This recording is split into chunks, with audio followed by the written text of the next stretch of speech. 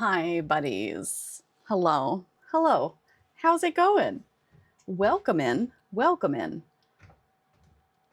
Oh my God, wonder why. We're doing 90s hits today? Yeah, it's a big day in our household. Don't worry about it. So we're doing 90s hits to celebrate. It's big fun. But Brittany is real loud in my ears right now. Oh, God bless America. Woof. Welcome in. Happy Friday.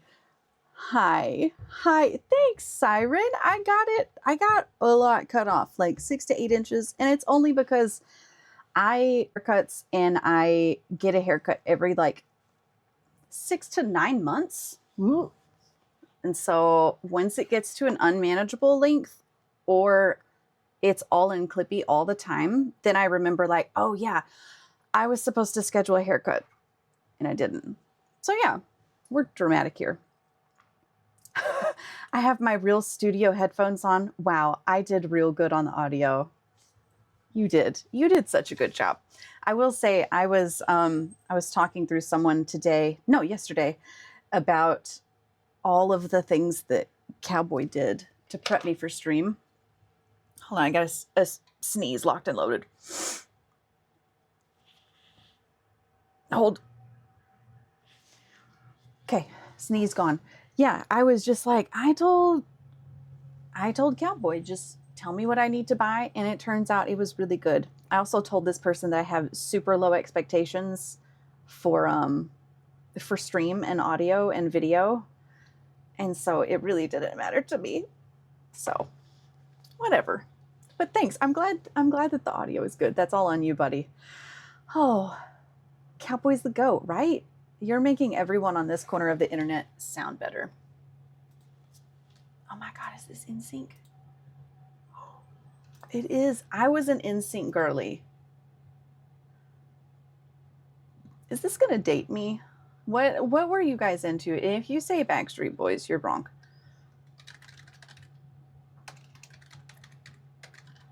One mic at a time. MVP, one mic at a time. You're doing it. How is everybody? Oh my gosh, Siren, it's so good to see you. It's been I haven't seen you since last year, man. How's engaged life going? Are you into wedding planning? You two were an NSYNC girl. Good. Were you an NSYNC fan when he had... Yeah, okay, you were in diapers. Never mind. Alice, can we kick her out for being young? We missed you too. I know you were busy with work and stuff. And so, I mean, it's tough when I stream one time per week and it happens to fall during work. But just know that you were thought of and we missed you. NSYNC, Teague, welcome in. We're doing 90s hits today. That's how we're living. We're living life. Listen, if you want to know what kind of day today is, I'm going to tell you what kind of day yesterday was. Yesterday, I got off work. It was like 2:30. And I thought, oh, I just got off work. I'm going to have a little bitty latte as a treat for having a good week. And so I drink a small latte at 2:30. And if you've been in the streams for any amount of time or been my friend for any amount of time, you know I have a hard, like, 3 p.m. cutoff. Guess who didn't sleep last night? We have rules for a reason, and I disregarded them. Oh, God. And so I'm really tired today. It's a good day. But all that being said, we have 4 beverages, and I think that would tell you what kind of day I'm having. We've got a water. We've got a coffee. It's the first coffee of the day, and it's only 12:30, so don't come at me. We've got a seltzer because I pre-opened it this morning, and then I was given a tea. And I came down, my arms were full of all of these beverages, and I thought, what kind of life am I living? What's happening? Okay, let me catch up. Not really planning anything at the moment. Our family hates it, so we're not really in a hurry. That sucks, man. I'm so sorry. Oh, no. A DJ mix of Justin Timberlake and Panic at the Disco with some Santana-style guitar over it came onto my TikTok feed today, so I'm feeling peak millennial. Yeah. that hits differently. Yeah, big boo. 2:30 is a mistake if coffee actually affects you. Right? I hear about people who are like, coffee puts me to sleep. And I just think, what is that life like? Because that's not what I'm doing.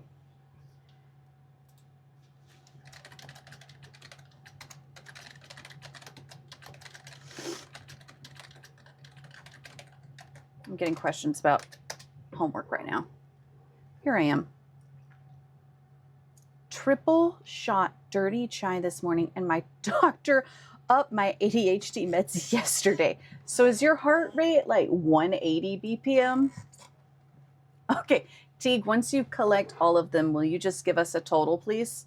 We should have a ranking, like a leaderboard of how many open beverages we have. If I drink more coffee, my heart might not slow down. No, Cowboy, I think you are done with stimulants today. Okay, iced black tea with vanilla and also cold foam. Okay, are you getting this somewhere? Are you making this?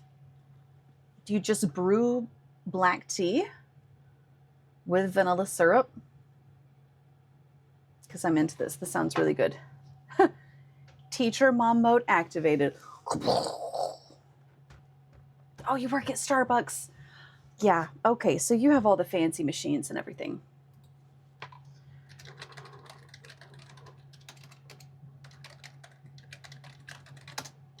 Teacher mom. Anyway, hope you guys are great. Yeah, your heart rate, Cowboy is having a special day, and she sent me a picture of her watch with her heart rate on it. So that is definitely an authoritative voice like, no, babe, you're done with stimulants.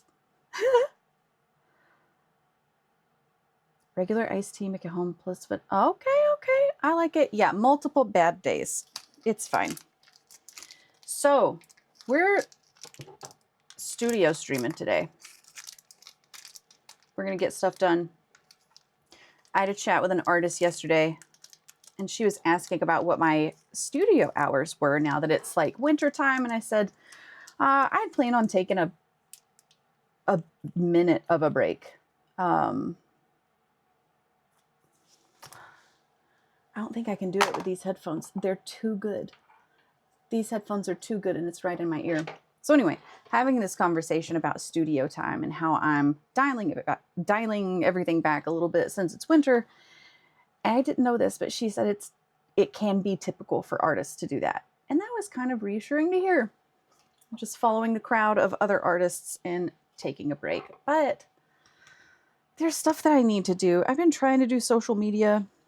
I made a post the other day. It was like, here's some of my favorite commissions of 2025. Here's a blog post I wrote about it. Which one is your favorite? And overwhelmingly, people love this book design, the book stacks. And I am not prepared to sell those. It was really time and labor intensive. And there's no way that I can just like in the middle of July or something, just be like, yeah, I'll make 15 pairs of these books. I can't do that. So today I'm just doing some prep work. I'm going to make the little books that go in the books. That's what we're doing today. Okay, so I'm so sorry to tell everybody this. I don't think I can do this playlist. Okay.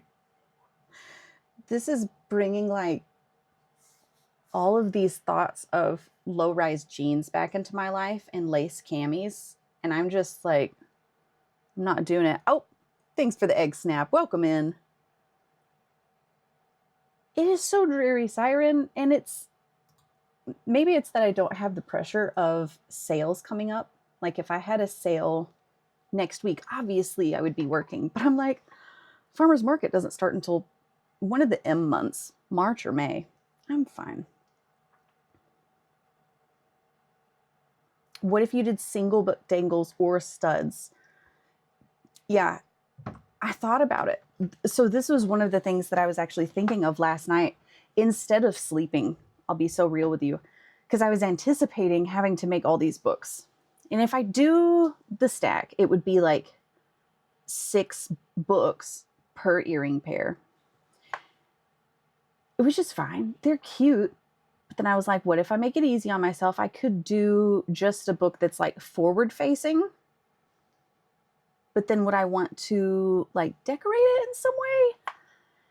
I don't know, man.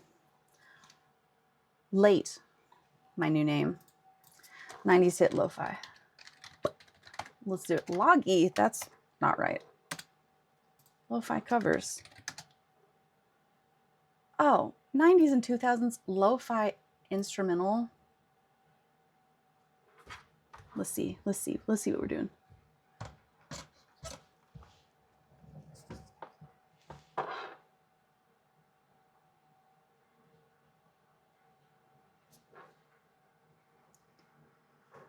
Can y'all hear this? What is this?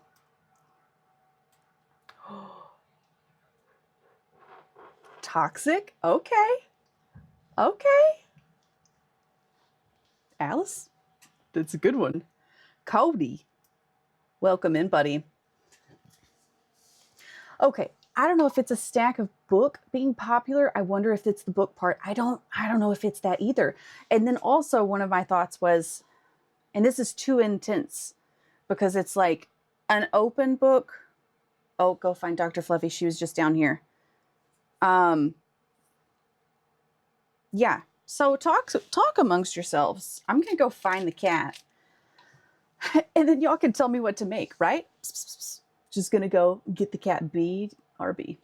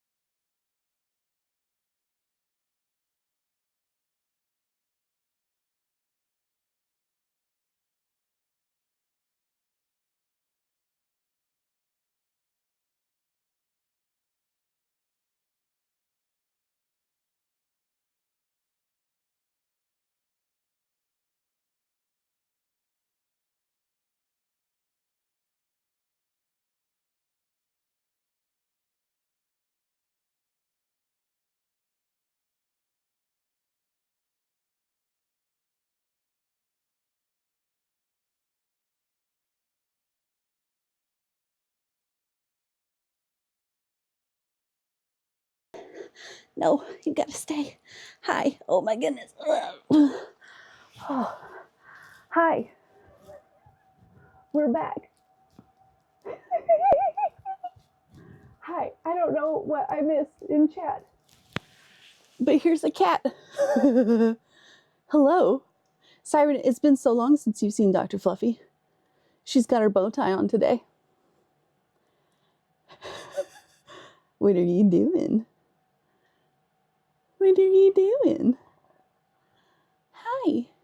Are you mad at me? She was looking outside at the birds. What are you doing? There's her tail. Look at her little feet. Afraid. Hi, Mushroom. When did you get here? Ash, hi. Welcome in. Oh my goodness. Y'all got cats on the stream? Oh my God. Welcome in. Return to your subjects. What are you gonna do? Huh? What are you gonna do? Here you go. Oh, see ya. She sprinted out of here. Oh my goodness. Oh, you arrived. Okay, so many things happened. Welcome in. I hope you're doing all right.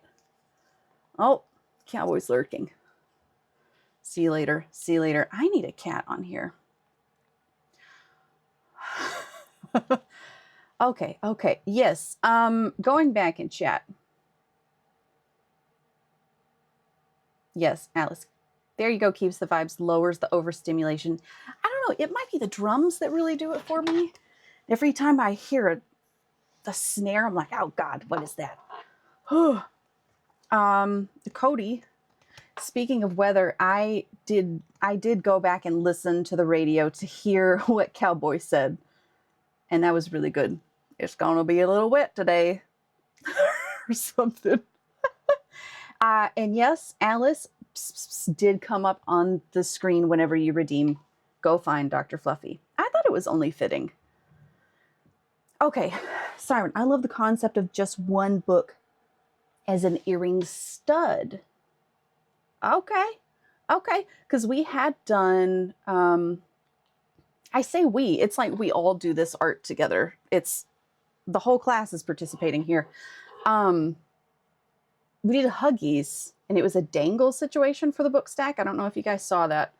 For anyone who is watching, just give me like a smidgen of time. Let's see. Where is it? Okay, I'll do it later. So we're working on a book stack. I'll show that in a minute. And they were all lying flat and they were stacked up. We could do a stud, but then would it just look like a square that was here? I don't know, man. And it's like, if I don't put some sort of cover on it, will people recognize that it's a book? This is just me overthinking everything. Oh, okay. I don't think I put my cat on the stream. I think I've been so distracted. Okay, here we go.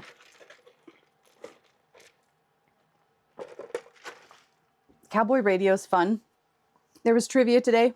It was Star Wars trivia. She makes the whole place really nerdy. It's great. Cowboy does the weather. So Cody, I listened to the weather, and because she told me that you had laughed at it. And I was like, I didn't hear anything out of the ordinary. I don't really know what you're talking about. And then she had to tell me. Cowboy's a weather girl. 2 very skinny books on top of each other as a stud. Open book with a bookmark.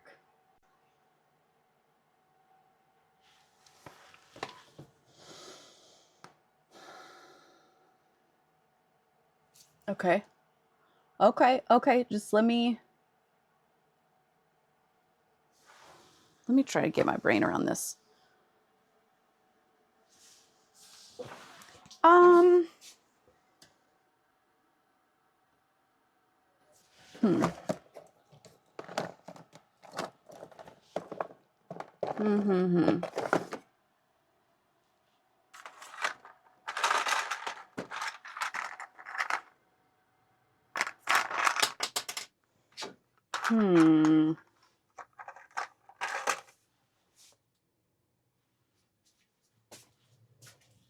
I like the bookmark idea. I do like that. It's the open book that is making me kind of struggle. It's okay. Okay, enjoy your delivery. Put a post-it on your desk. You should. Every morning. Listen to the radio with Cowboy. Okay, I'll be honest with you. I think that I've stirred up some dust and it's really getting in my nose. Hold on. If I catch it in time, I'm going to mute before I sneeze. God bless you all. I haven't done clay since I reorganized everything. So I might lose things in the process, but that's okay. All right, let's get this craft cam situation going. Wake up.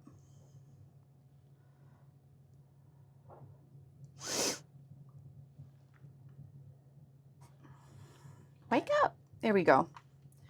So today, had lunch, and then watched a little bit of The Hobbit.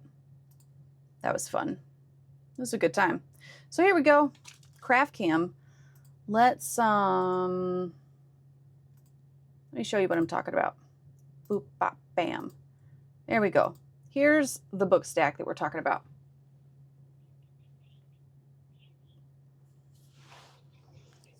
So cute little stack of books, great, with a huggy hoop. That is what I put on the socials. I guess we could try to make those. I don't know. We'll figure it out as we go, right? So how's everyone's week been? It feels weird that it's Friday. Like it really kind of flew by for me. I think I'm staying super busy. And then, I don't know. Life comes at you fast. Was able to, I haven't done any art this week. I don't think. It's much more intricate than I was expecting. Yeah, so if you want to be walked through the design process, I'll do that because, you know, I love talking. That's why I stream. So we've got 3 books here, right? Base book, middle book, top book. They're all different sizes. And if you see this eye hook here, this is a structural eye hook that goes through all of the books. And so if you're just looking at the pages of these books, there's a hole drilled in each of the white stacks of pages down to the bottom. And then I conceal some of the jewelry underneath because I don't like showing the jewelry. I don't like showing the structural stuff. I just want you to look at a pair of my earrings and be like, oh my God, she's magic. How did she do this? And so I like to conceal it. All the books are different sizes. Mixing the clay and also making sure that there's the right amount of books for each size.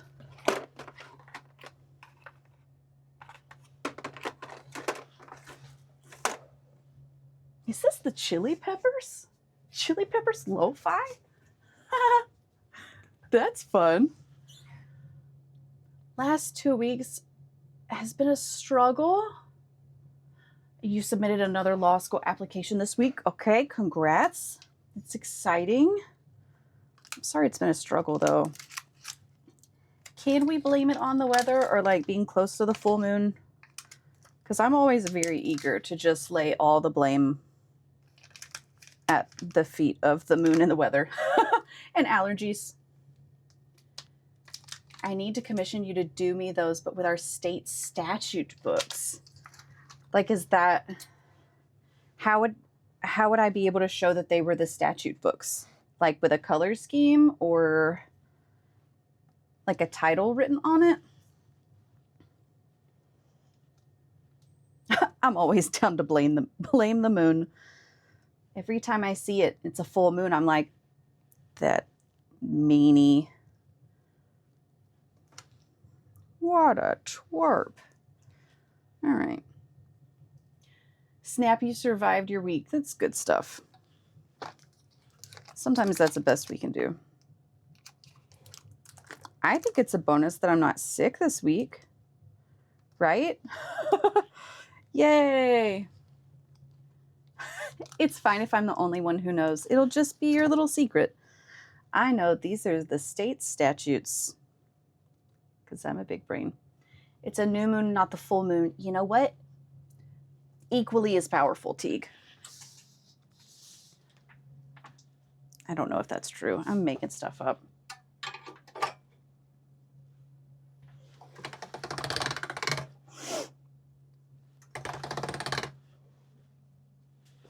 Not that you would know I'm making stuff up.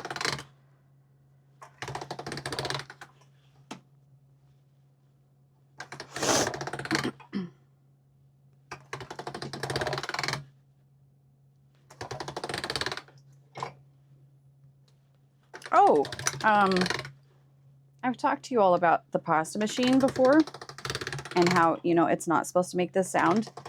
And I told you about that really, really expensive pasta machine that I was like, one day I might get one. Well, They stopped making them. This is the whole saga that I'm updating you on. And then a few months ago, I looked back and they're coming out with a new version in 2026. So I signed up for one and I haven't really heard back.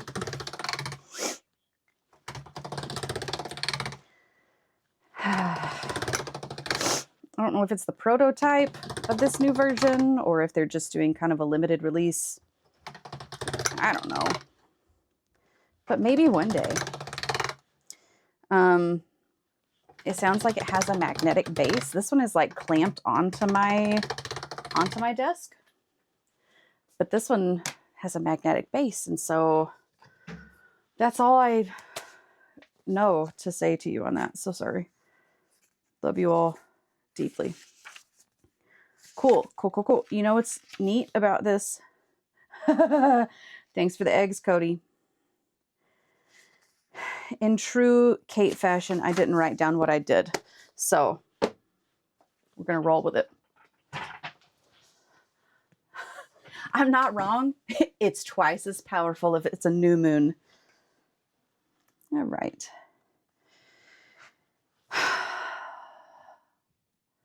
Moved everything. I even have this. This guy used to be up here and now it's like below me by my knee, which is fine. I just got to get used to it, you know? Oh, brother. All right. Here we go.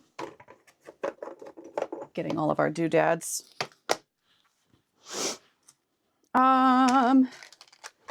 So if you want to see a detail of what these pages actually look like, hello, princess. Hello. Here we go.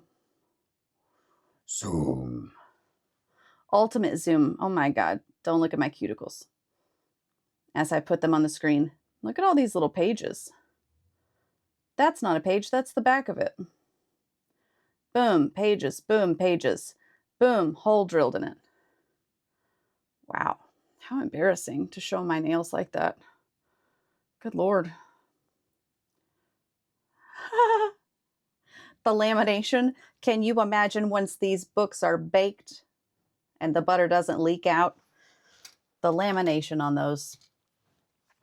Pastel, how are you doing? Have you murdered anyone at your workplace this week?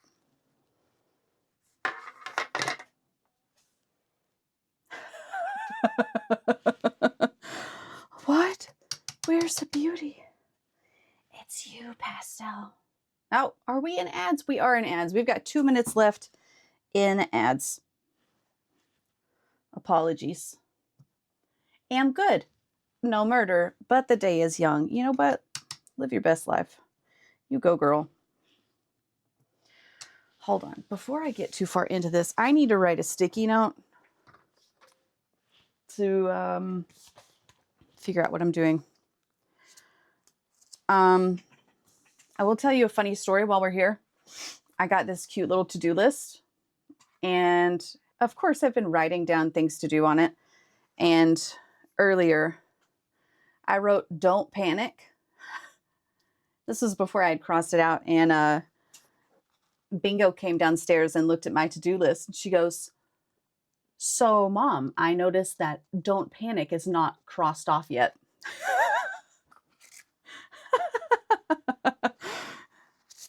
I have since crossed it off and everything's fine. Don't worry about me not panicking. All right, let's do... She just really called me out on that. I see that "don't panic" is not crossed off. What do we want to do? Do we want to do 10 pairs? That was...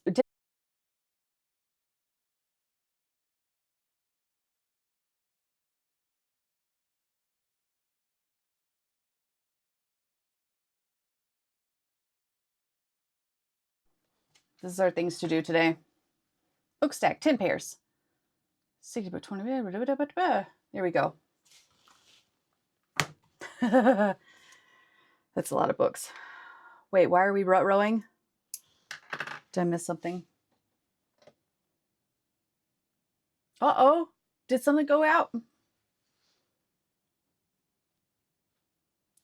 Am I busted? Oh my God. Oh my God. Am I still there? Can I get a verbal yes? Can I get a text yes if I'm on screen? Am I completely offline? Oh my God, how embarrassing.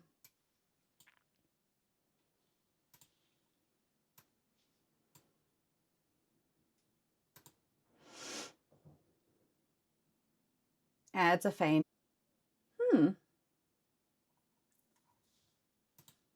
Oh no.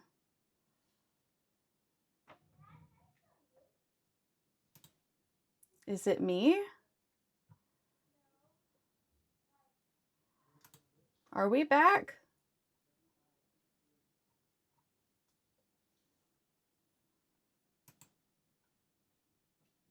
Freezing and very glitchy. Okay.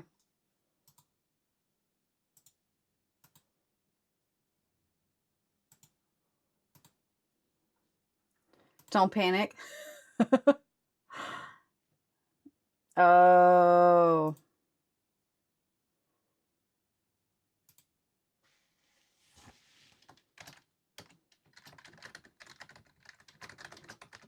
I'm actively being bullied. Okay, so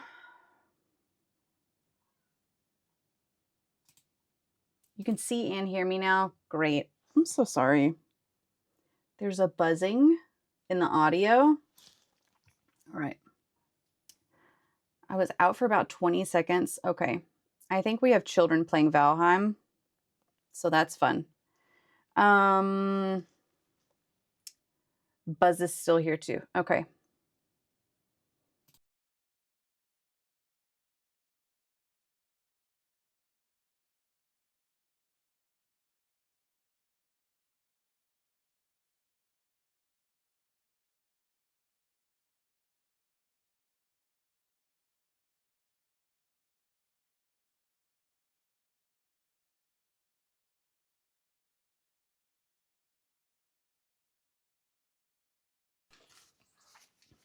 Sound is still buzzing. Let's see what we can do. Probably nothing. Definitely delayed. Okay. Hold, please.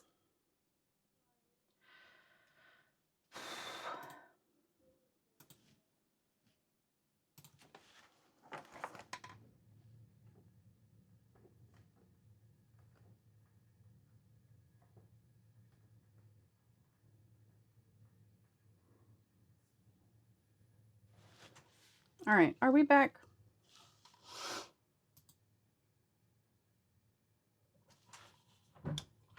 Lag is bad. Okay. Yeah. Okay, say potato. Potato. Potato. Yeah, I think what... Oh, Cody, hi. Welcome in. We're troubleshooting. It's gone. We're good? Okay. So I think what is happening is that...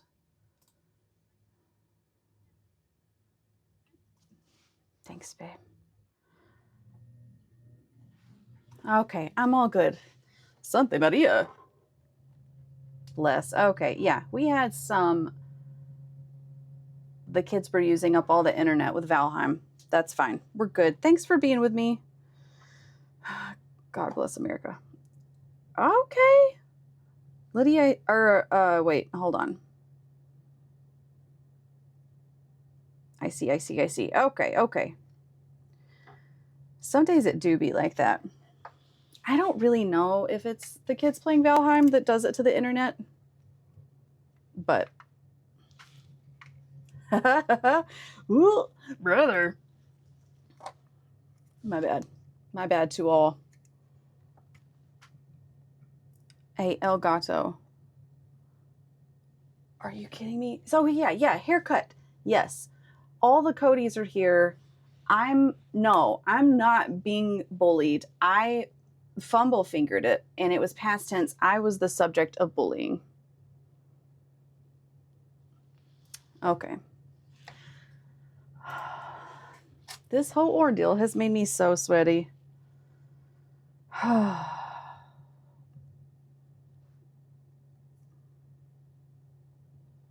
internet was used up. Okay, now El Gato's throwing a fit. I did get my hair cut. Look, it's up to here now. Haircut, yes. I got my, I don't know if it's semi-annual or biannual haircut.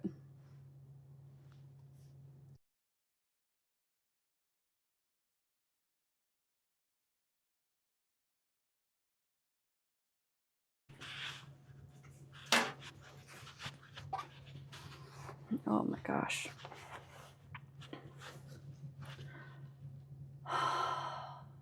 There we go. Are we back? Are we back? I don't know what's going on with the internet. We're just going to have to live with it. So sorry.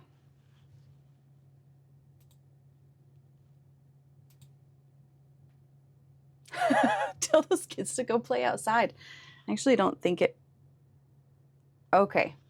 Family says the internet went down. So that time it wasn't for me.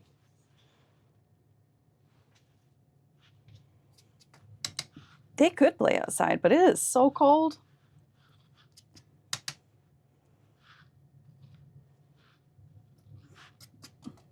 It looks like we're up now, so we're just going to go with it and see what happens. Bundle up. You better put on a sweater. Oh.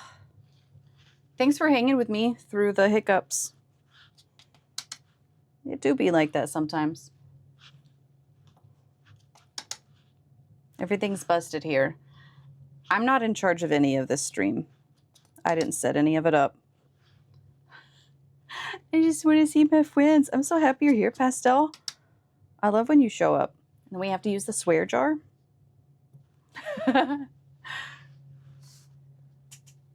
Continue the 90s vibes from the music to the parenting. Okay, I did collect my drinks, but then I finished one, so now I only have 3. Water, black tea with honey, grapefruit, ginger ale, seltzer, and I finished my protein drink. Okay. I watch my language here. You're so good. You're so good at it. We've got a hair. In all this ruckus, somebody came and put dust all over this stuff, and it wasn't me. You know what, Cody? I've heard that. It's absolutely, people are saying it. It's not just you. You're not the only person I've heard that from, that pastel's fun to hang out with and really cool. People are saying it. All the best people are saying it.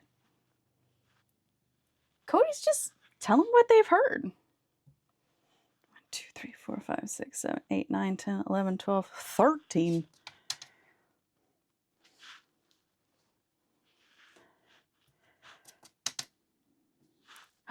She's also the best Fortnite player ever. Is that true, Pastel? Are you sweaty? Am I using that young person term right? Where's my brush? Cody is the best? Oh my gosh.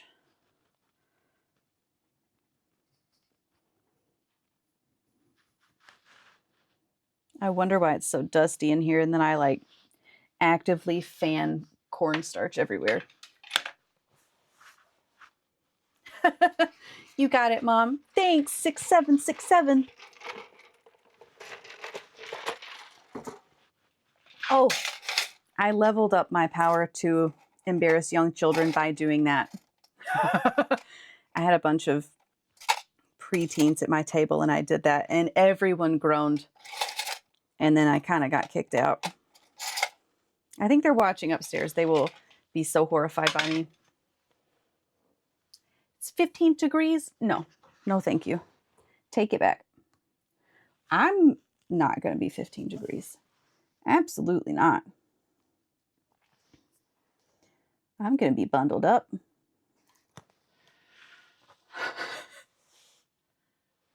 I'll beat you up in Minecraft. Wow. I've not been playing a huge variety of games lately. I'm back on my Valheim. I really am. Cowboy and I, we have found the location for our next base. And you know what that means. We're going to spend the next year of our lives building forever. All right, get out of here.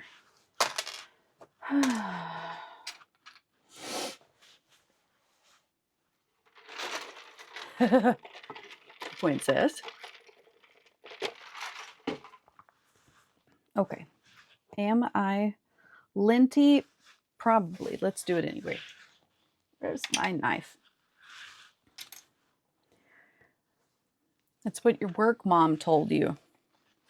Does everyone have work mothers or fathers? I don't think I've ever felt bonded to someone in a workplace like that. I'd say that I would like them, but not call them family. You're the work mom? Pastel's the work mom. Oh my God. Do you have any snacks? Do you have any snacks, Pastel? I'm hungry. I'm bored. Tiki, you were also the work mom? Cody's the work mom? Wow. I'm the admin. Of course I'm the work mom. Wow. Maybe y'all would like to see this. I'll hold it up here. Children, this is how we make book pages.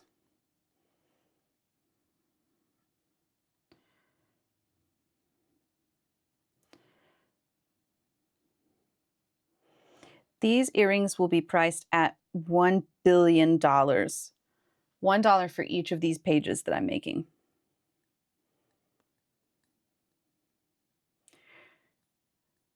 Girls gotta live.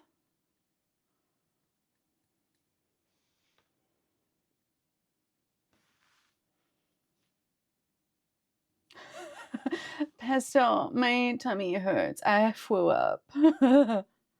My work mom retired, but we text all the time. That's so cute. It seems fair. Yeah. Why so cheap? I don't know, man. I just underprice everything, I guess.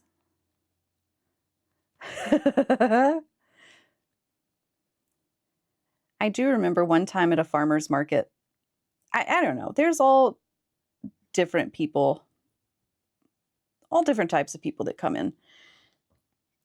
And I think I don't know if I don't have enough signs or whatever that say like, hey, like I made everything here.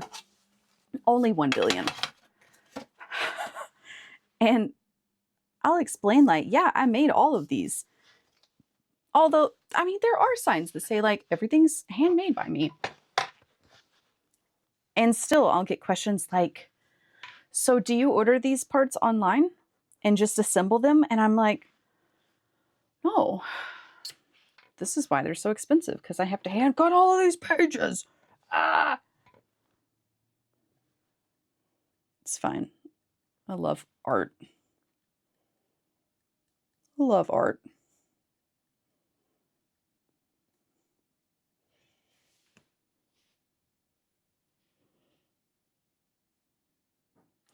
She's subbing for a teacher on maternity leave. Aw, and you're not letting her leave. That's cute.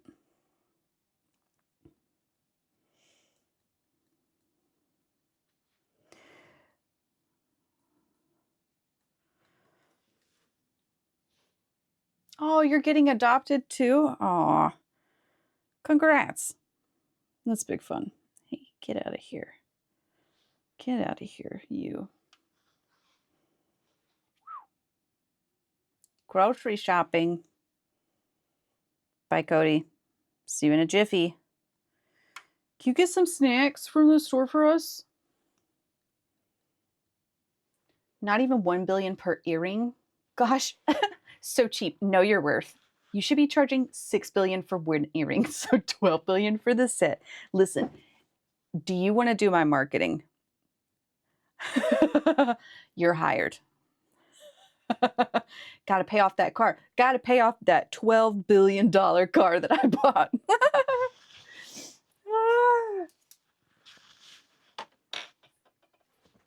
Man.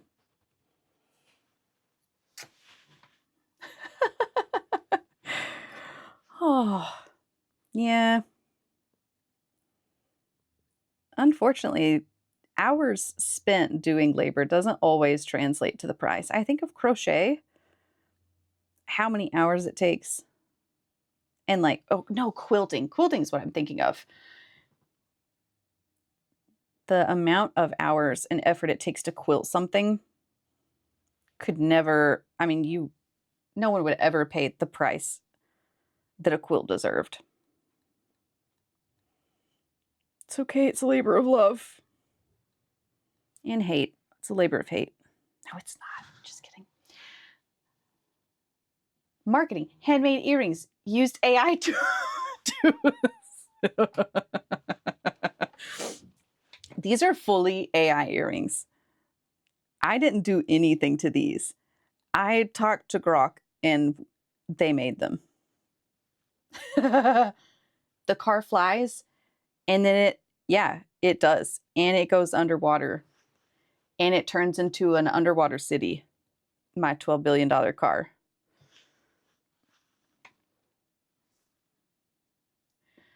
Pricing crochet? Yeah, it is. And yet there are so many crochet artists that make the little stuffy guys at craft fairs and stuff. Whew, they're everywhere. My friend made a gay frog quilt for Christmas, and I was so honored to get a quilt as a gift. That's like, you're loved, right? If you got a quilt for Christmas, whoo. English paper piecing is a type of quilting that breaks my brain. Here we go. Once again, Teague says something, and I'm like, what is this? English paper piecing. Like, the discourse about the $12 billion car is funny, but it just makes me think about Cybertrucks, and Cybertrucks fill me with rage. They're the worst. You will never, no, I hate them. I boo them every time I see them. English paper piecing. What is this? What is this? Oh. Oh. This is really intense. Are they all hexagons? Stabilizing fabric pieces with paper before sewing them. It's most effective for shapes that do not have long straight sides and will require numerous set-in corners, such as hexagons. Okay, let's see. You pin the template. You baste it on, what is this? Lububu Cybertrucks, stop it, Teague. Can't say that stuff here. Oh my gosh. That's really intense. Those, I mean, I'm just looking at a little tutorial. This hexagon is so small. It's really intense work. Whew. I do have a quilt that I started a decade ago, and I'm on to the hand stitching part of it. It's already sandwiched together, and surely I've basted it. I don't know. Maybe I just have big safety pins in it. And I'm on to hand stitching, and it's just not going well. Not going well. It's it's fine. I don't know if I'll ever finish it. It's made for a king size bed. Do I have a king size bed? No. So I just made something that's like huge and heavy. And we'll probably take it with us every move that we ever move. And it'll be that one quilt that I almost did.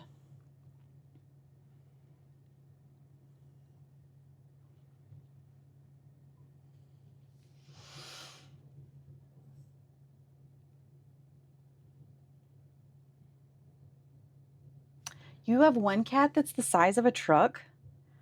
Wow. Speaking of trucks, that just triggered something in me. I had a dream last night that I had a friend who told me that they got a new vehicle, but it was like a grown-up version of, I'm thinking of, it's not Tonka, is it? What's the little toy car that you have to Flintstones pedal it? It's for like little bitty kids. It was one of those. They were driving one of those, and it was like red, heavy plastic. Ride. This is my dream. I was like, okay. What? Play school. That's so right. It was a giant red play school truck.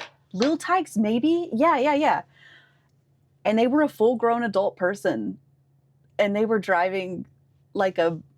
yeah, that's... Why did you have that emote, Teak? It was that one. Except it was also like pickup truck shaped and bright red all over, no yellow. And they like roll up to a stoplight in my dream, and they're in that vehicle. And I remember in the dream I had to control my face and be like, wow, that's really cool. Oh my gosh. Don't gotta get ready if you stay ready. You never know.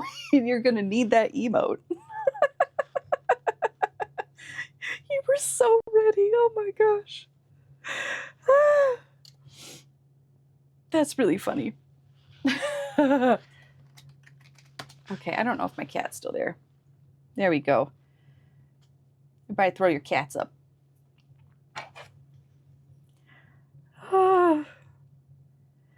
My dreams have been weird lately. I guess I'm not sleeping well. I've been trying to work out more, and I started the job, so I'm, just a bundle of stress all the time.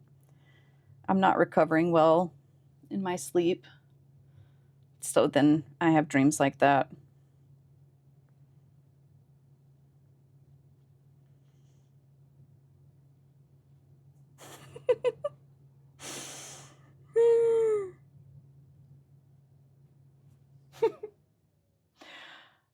Thinking about that dream, I think there was also backstory to it. Like, before I saw that person pull up to the stoplight, they'd had a conversation with me and was like, they were like, hey, I got a new vehicle and I can't wait for you to see it.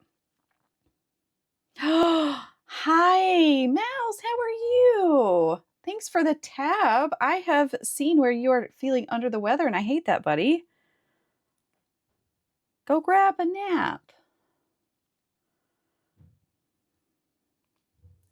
Can't be sick on a Friday.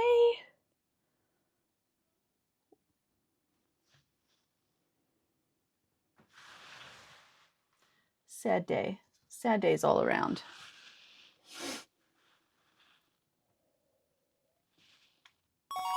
Oh, thank you for the sub, Mouse. Thank you. A 3-day weekend too? Oh no. Are you going to be sick the whole weekend? Like, are you just starting? Oh, Mouse. Thank you for the gift sub to Pastel. Is it because she's a princess? God, that would really stink. Another? Mouse, thank you. Hearing your sickness and your illness. You're so sweet. Fight me. I love you.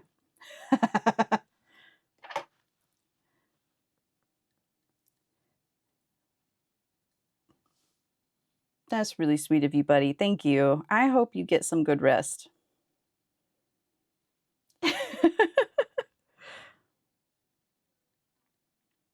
So that you can have your 3-day weekend.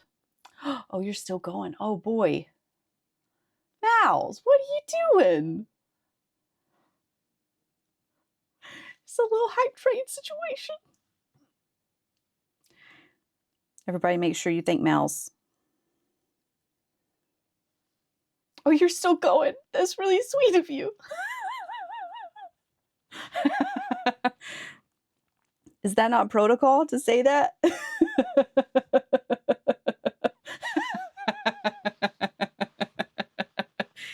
You have so many dollars. Oh, you're not done here, huh? Oh, okay. Does Mal's get the swear jar? It's exclamation point swear jar for Mal's. Uh-oh. It's a child-friendly stream. Oh my gosh. Oh, Captain Mal's Wisdom has said a swear word, and now the chat has $8 in the jar. Only 8. Listen, it's a new counter. And we had to do it because of Pastel. 7 of those were me. It was not. It was the princess. It was Princess Pastel.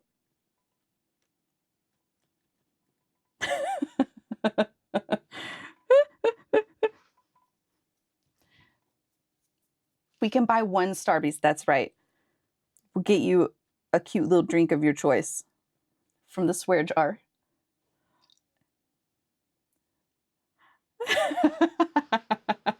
Mouse, that is super kind of you. Thank you. Out here doing all this work while you're supposed to be resting. Oh my gosh.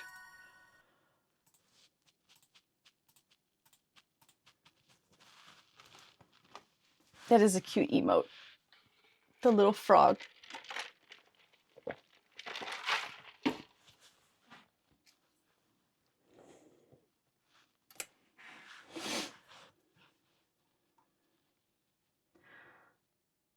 Oh.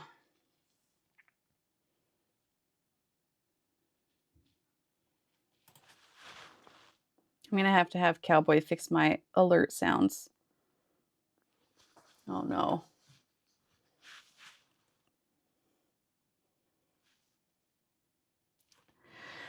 If it's not one thing, it's another.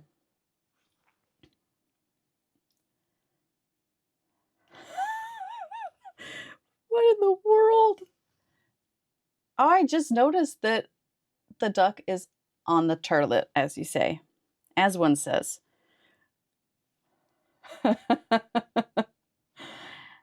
Cody, welcome back. In the turlet. How was shopping? Did you get us snacks?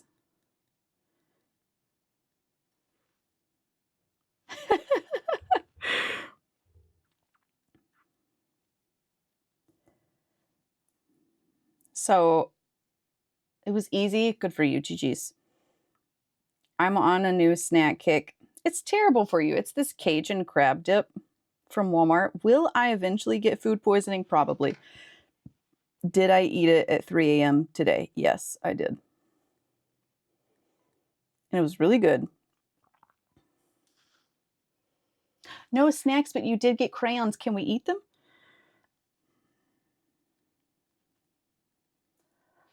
Risky choice, right? It feels bad when I say it out loud. Yeah, like that Cajun crab dip, that's gonna be good for my body. That won't send me into intestinal distress. I guess that's probably why I went to bed and then had dreams about the little Tykes vehicle. It was the crab dip. Crayons can be snacks if you try hard enough. Can you imagine that wax getting in the cracks of your molars? And then you just have a smooth tooth?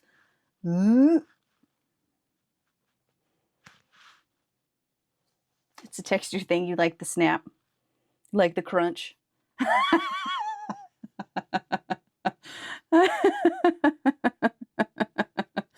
Pastel, do you not like the smooth tooth? Do you not like thinking about that? It's not like 90s kids didn't grow up eating wax candy. We're made of wax at this point. Our parents are made of lead. We're made of microplastics and macroplastics. Recently, I saw a child eating plastic. She was chewing on a Walmart bag. Smooth tooth makes my brain smooth. Smooth as an egg. Basically a 3D printer at this point. All those Cajun crab dips are made with a microdose of hallucinogens. Get them at your local Walmart. I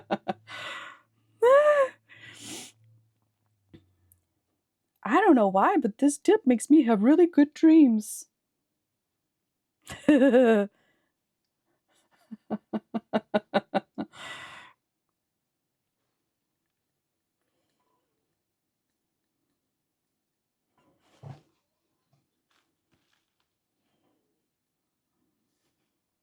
You're on cold medicine and no sleep. Ooh. That's special. You could take a nap now, buddy, right? You could go to bed. Do you have like a respiratory thing? Because that has been going around our town. Go to sleep, skill issue. That sounds like a user error, Mouse. I'm gonna go to sleep. Like a head cold? Ugh. Those are awful when you get the bad sinus pressure. Ugh. We love extra loopy Mouse. 10 out of 10. Big fun. Don't like the cold. Yeah. No, I am also glad it's not the flu. It's not been good here. There's one person who's known to be like really dramatic, saying he had a bad time with it. I shouldn't discount that. That's on me, my bad. But yeah, at least it's not the flu.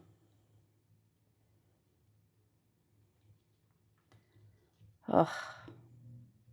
I read something that was encouraging saltwater rinses, like every time you come back from a public place. And my first thought was like, that's a really good idea. That would probably help a lot. And my second thought was, I am not going to do that. So I guess I'm just destined to be sick. Unfortunately.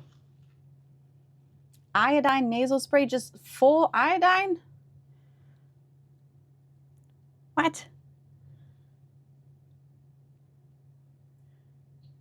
The world is full of great ideas with zero follow through. Yeah. Would it probably help me? Yeah. I think one of my problems is that I put too much salt in the water and it makes me ill. And maybe if I backed off a little bit with the amount of salt, I could do it. I hate nasal spray, so I'm just going to keep masking. If it works, you got to do it. I got what AJ had last week, and I'm convinced I'm dying. Waking up in the morning like a mummy. You're going to have to explain what that means. Like you're wrapped up, or someone has taken all of your internal organs and put them in jars. Or you're covered in a salt brine. Can you elaborate, Cody?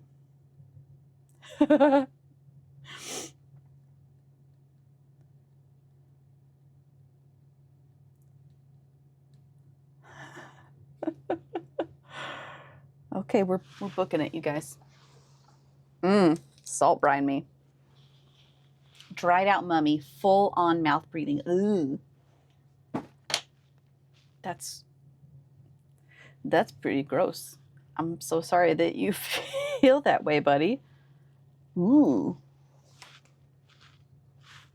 What did she have? Was it respiratory? People just, I know, I did ask. It was a risky question, and I still did it.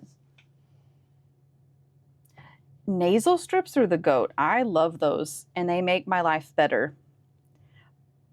I'm just listing out all my problems today. My problem is that I forget to put on a nasal strip, and I'll do my skincare routine first and put on really thick lotion.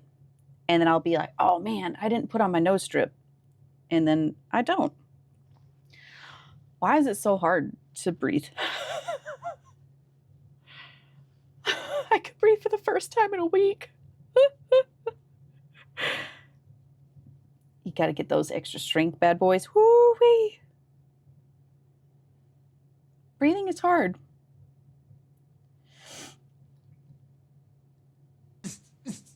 Thank you for the follow, Yeb and Flo.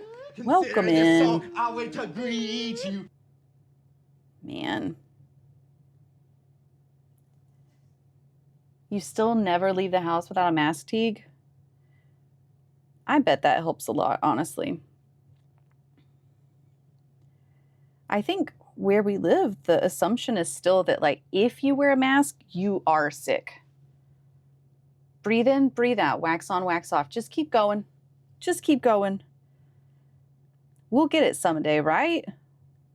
We'll learn how to breathe. But yeah, welcome in. Welcome in. What do you want to go by? Do you want to go by Yeb?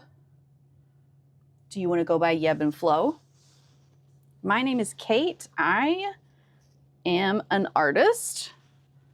I'm here every week on Fridays, and we do art, and we just chat a bunch and are silly gooses. Happy you're here. Human respiratory system is an overly complicated disaster. I'm lucky to be here, you guys. All right, we're one beverage down out of the 4 total. Doing great. I'm going to do this one next.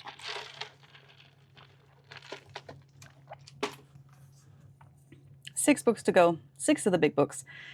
Then we're going to take a break from books because I don't want to do them. And we're going to do some of the Lily of the Valley ones because I want to show you the new mold I got. It's pretty cool. Also on that social media post, nobody liked the Lily of the Valleys. That's fine. I'm still going to make them because someone's granny out there somewhere will want to wear them. Right? Gotta be. I think some of my other prep work for the year, I'm going to go ahead and do some 4th of July things because I know there's a design that I need to bulk up on, like the rocket pop ones. That won't be today, but I do think I'm going to do it in the off time. But they're so pretty. They are. I did like the lilies, but I just like the books more. This mold I got is pretty cool. I don't think I used it on stream. I think this was a pair that I made after I was done streaming for the year and done with all of my sales. And also sick. Don't tell anyone. I made it while I was sick because it was getting really close to Christmas and I hadn't done them because I had been sick for multiple weeks. Rip. Rest in pieces.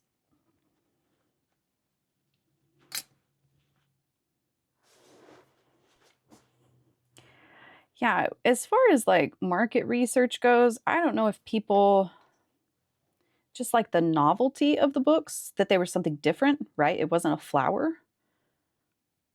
Or if it really was that cool.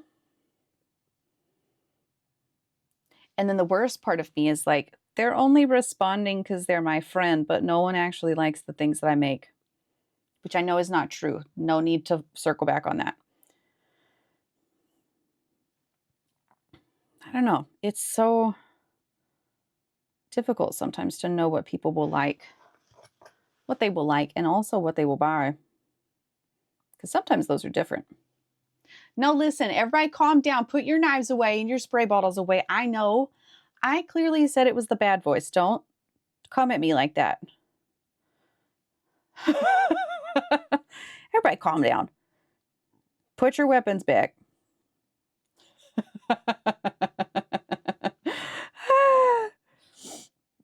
Oh, man.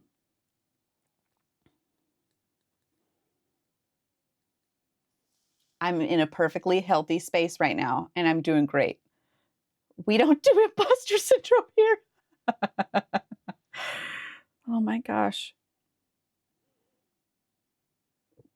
There should be some sort of command for that whenever there's negative self-talk from anyone. And then for some reason, I have the genie from Aladdin in my head, just like popping up on the screen with his arms crossed, and it says, "We don't do imposter syndrome here." And that's what that should be. Imposter syndrome counts for the swear jar? Nuh-uh. You can't tell me what to do here. Hey! Oh my gosh. You people. You people. I said no such thing.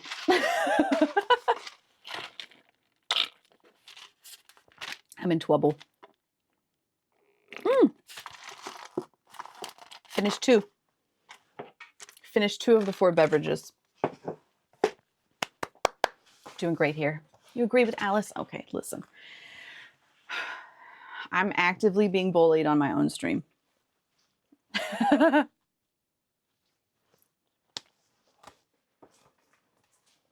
Motion passes by popular support.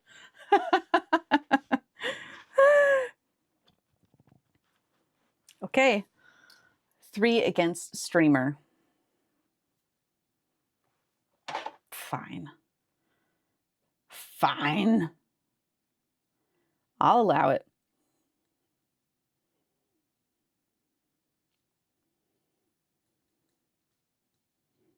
Hey. That's not necessary.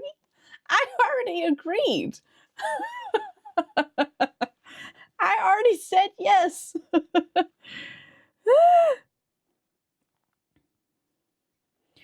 Okay. Here we go. Lock in, everybody. We're locked in. Mutiny. Oh, yay. We're locked in. Oh my God. So I've got this new Valheim build that's on my mind. And honestly, the other night, a separate night when I couldn't sleep, I thought I was going to go to bed and like build it in my mind. And I'm so overwhelmed by the possibilities of what we could build that I'm frozen. And I don't know like why. That's a croissant lock.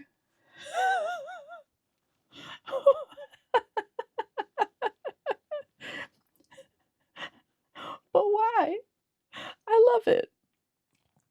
Maybe it's a young people thing that I don't understand. I don't know how to build. I keep thinking about efficiency.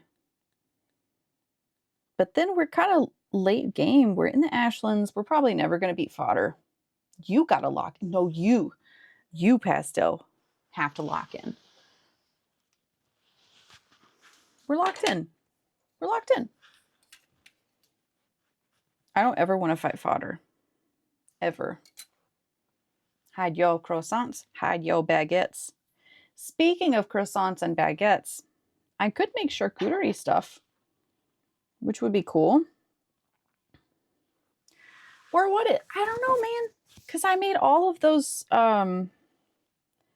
little cookie sheets with breads on them. Was expecting them to sell literally like hotcakes.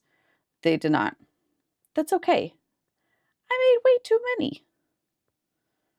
Now I'm like, would people like charcuterie? Should I spend decades of my life making miniature grapes if no one wants them?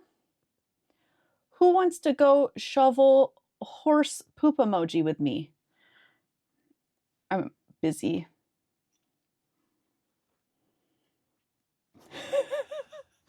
Maybe another time. But I'll probably be streaming then too. So, charcuterie. Yeah.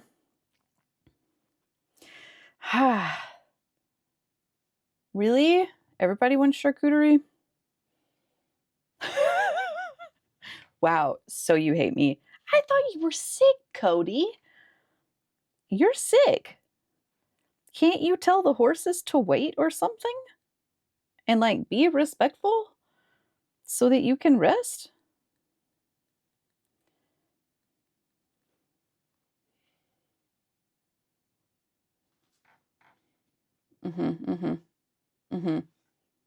You just want it because it's tiny. Yeah.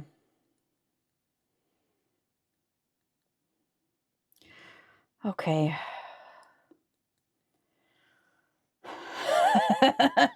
Cody's so sick.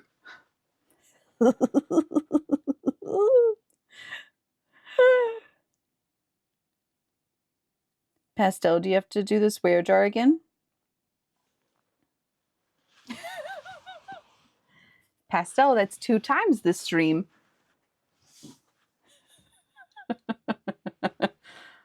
Are you behaving? Farm chores still happen? Ugh. Sorry, buddy. Hey, at least if you're congested, you won't have to smell anything.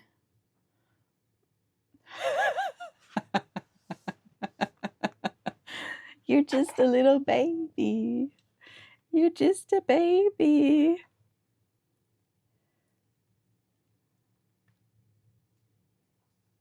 Justice for Pastel. Oh.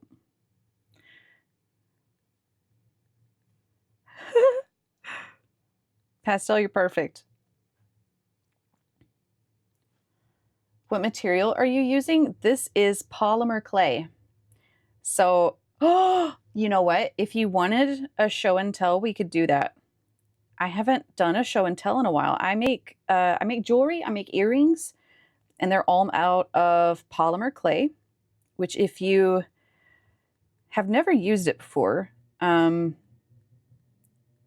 I liken it to the difference between acrylic paints and oil paints. Like acrylic paints dry and they dry quickly, but oil paints, you can work with them for a while and they're still able to be worked with. So air dry clay is like acrylic paint. You make your thing and it dries and you can no longer work with it. And then polymer clay is more like oil paints where it's you can still use it. It doesn't dry out over a number of days. And it has to be baked for it to harden. Oh, sorry. HE double hockey sticks. Who's that goofy guy? I love these little croissants. Yeah, so it's a fun material to work with. I'll take a pause for a minute and show you some of my favorites. Favorites with a B.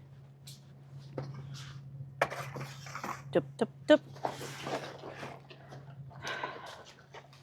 I've been at this for a couple years now, and so I like doing it. It's fun. So I also like to achieve different textures with paint and other types of rollers. So I can get something like this where it's also polymer clay and I'm able to change the shape of it, texture it on the back. And then this bit is actually raised. It's textured. And so then I can take paint and paint over it for that kind of situation, which is big fun. And then let's see what else we got. Sometimes I do a paint fill situation. I always like adding paint or mica powder or some sort of texture. I don't know, something to finish it with. So these, I forget the difference between embossed and debossed, but these are indented in here. And so they're filled with white paint. So I baked the blue clay. And then once they were baked, filled it with white paint. So, and then put a cute little glaze over top of it so that it doesn't go anywhere. You can also use other different types of fancy things like gold leaf in the paint. In the clay. And then attach fancy doodads, which is the official term. Ba-ba-da-ba. So those are all the dangles. And then, of course, you can make stud earrings, which, same process. Ba-ba-da. Just a little different. So we like the miniatures here. These little donut guys. These little guys are cute. These little guys are cute. We like the foods. We like the donuts. Sometimes we eat apples if we're being well behaved. We like miniatures. The sprinkles. They're little. Most everything I do, I put a not sheer. I do a glaze over top of them that makes them kind of shiny and then protects the paint or other color on it. These guys, I did not. If we can get it to focus, these just have a sweater texture on them. And so they're one of the few pairs that I don't glaze because I was afraid that the glaze would get down into the cracks of that texture and then kind of wreck it and ruin it forever. So yeah, this is what I do. This is my business. This is how I make money. I make art and then I sell it. Have a whole business. It's cool stuff. And I stream for fun. We like foods. I'll show you 2 more things. Love the foods. These are a little pumpkin pie that I did a couple of years ago, which are really cute. And then I had 100 followers on Twitch. We made little confetti cake earrings, and I love these guys. And I learned how to do icing with a miniature piping kit, and it was really messy and really intense, but I was so proud of it. It was big fun. So yeah, if you would like to see other work that I have, here's the website. It's got all the things that I've ever made. It's got the blog if you want to read some about the process or what we do here.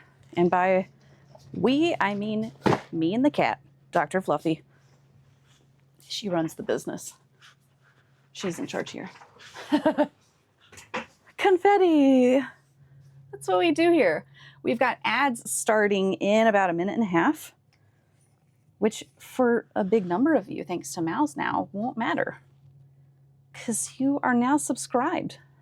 Big thank you to all generous friends.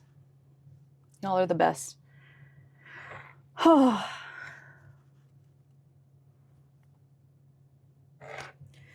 So a lot of course, a lot of my ideas come from my brain and things that I like.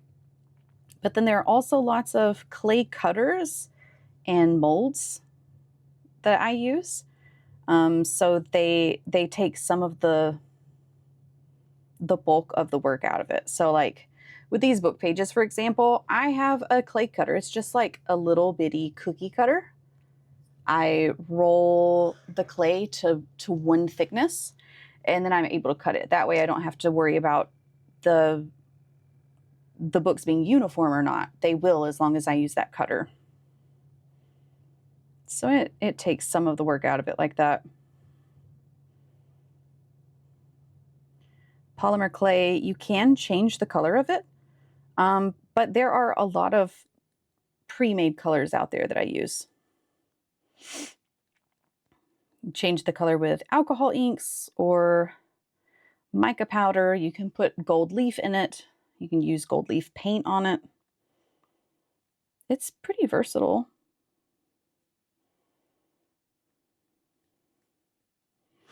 I have fun with it. Okay, this is the last one here. Boop. Great job. Here's all of our little books. Little baby books. We're going to roll this white clay out again and then use it to do the Lily of the Valley. So clean up just a smidgen.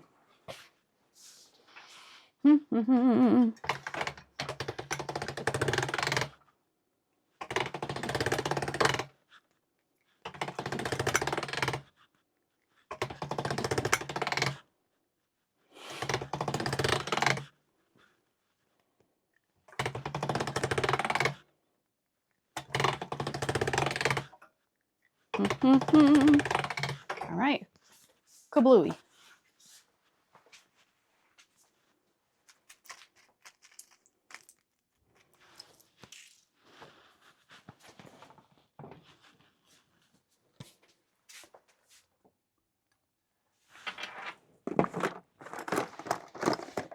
Trying to find my my new mold. Or there they are. Hello. Hello. So kind of you to join us. Okay. Rants and raves. Here we go. In bookbinding, that would be referred to as your text block. So do you also have a cutter? Oh, you're in ads. Oh no. We're in ads. We got 2 minutes left. I'll do some cleaning now so that we don't do too much fun stuff without our friends. Hand sanitizer. White clay. God, I hate it.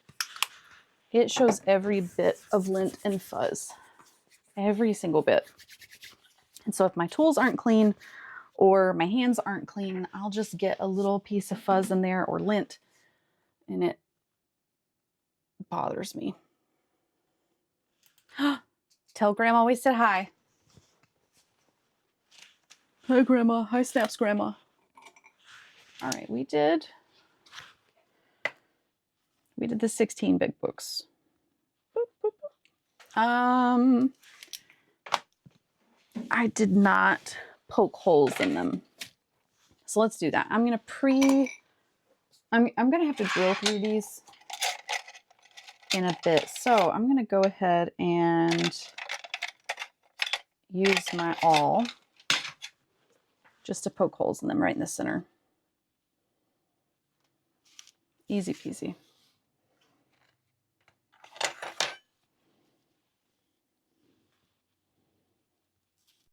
All of these books, when I stack them up, it doesn't matter their size. I want them all to have holes in the center.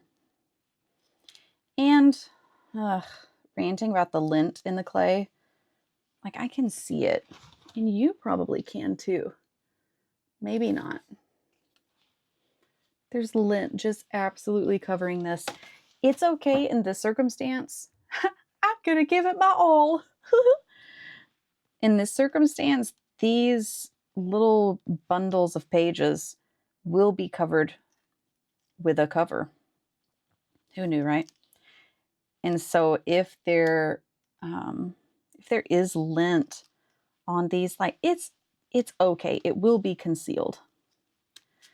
But if I make earrings that have white on the surface of the earring and they get linty, it doesn't look good.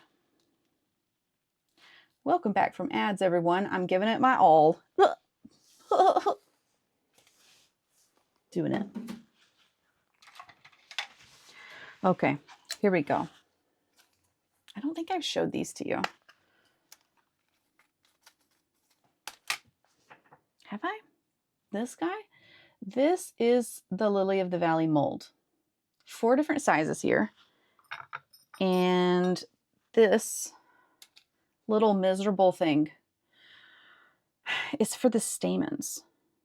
And they always break in here, which could be a user error. Get out of there. Or it could be that the mold is just so teeny tiny that it's not great for it. So pro is that the finished product is really pretty. I mean, theoretically, I think it's really easy to make these molds. Like if you sculpt something out of clay and bake it, then you can make these silicone molds, which is really cool. I have not attempted to do it yet, but theoretically I know the process. And then, so we're going to do some gold in here with the stamens, these tiny guys. And if you can see, it's pretty detailed in there. And the stamen looks like that. I think this one, it had the tip broken off. Let's see if we can look at my cuticles. Here we go. So stamen in there. And then there's the Lily of the Valley. Very detailed. Yeah. Pretty nice. Pretty good.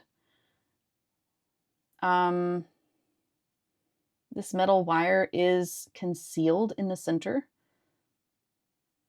That's pretty cool, right? That's pretty detailed. And so we'll do a little, so cute. They're so tiny. We'll do 4 of them hanging down and then cut out some leaves like this. Do a little bit of texture, do a little bit of glaze.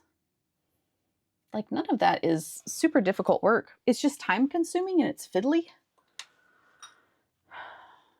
It's always fiddly, always fiddly. So let's get some gold. I think that's what I used last time. I haven't quite perfected like what temperature the clay needs to be or like how conditioned or how much softener needs to be in there. Because it seems like with some cutters, if you condition the clay too much and it's like too malleable, too pliable, it will stick in there because it's like chewing gum. But then if it's too hard, then it will crack or break in some way. And so this is only my second time using these molds. Have not perfected it. So what we're going to do is scowl at my paintbrushes until, where is it? Where's my favorite guy? Maybe you're my favorite. Very much tiny, super cute. We're going to get this guy. And maybe I need a smaller one. I do need a smaller one.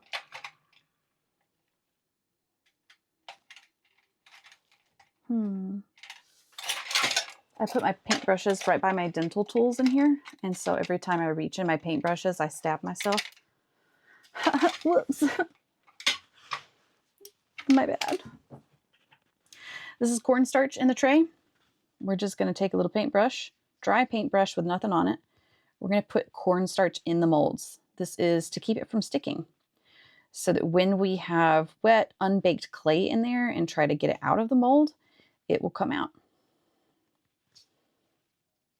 I did say a clean brush, but now that I'm looking at this, obviously I use this for mica powder or something because there's like, oh, I'm laggy. Wow.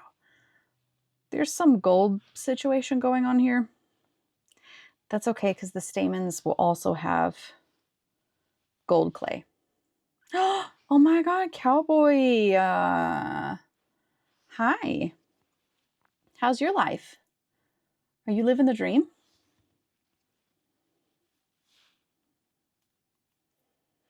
Are you living your best life?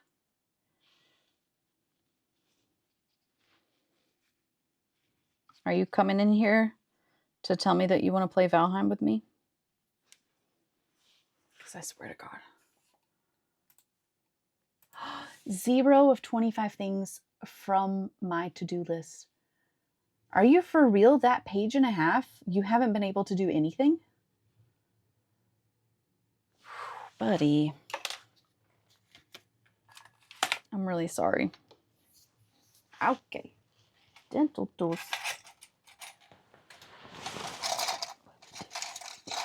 You go away.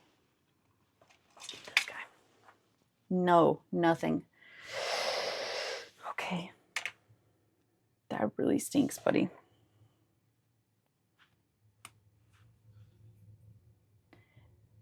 Snap, are you calling your grandmother a little stink?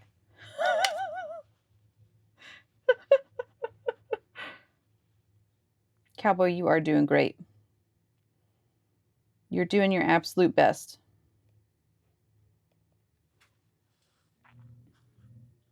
Your grandma stinks too? You have to, oh my gosh, you have to bring your grandmother's flowers so that they don't stink. Pastel?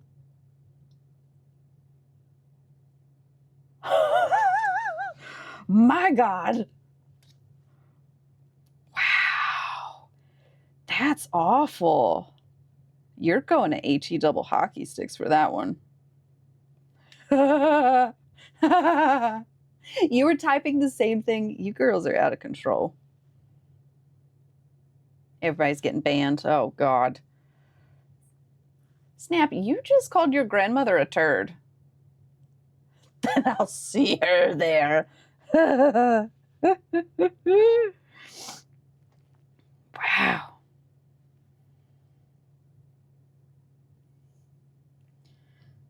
Oof.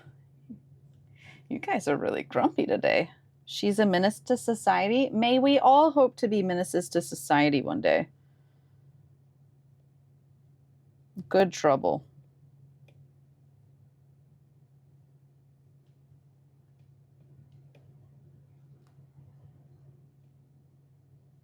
I hope I'm a grandma menace. Like grandma, like granddaughter.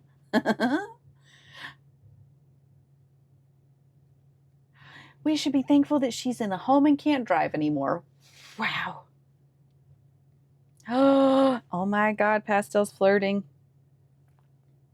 Cowboy, you're the love of my life and you should DM me.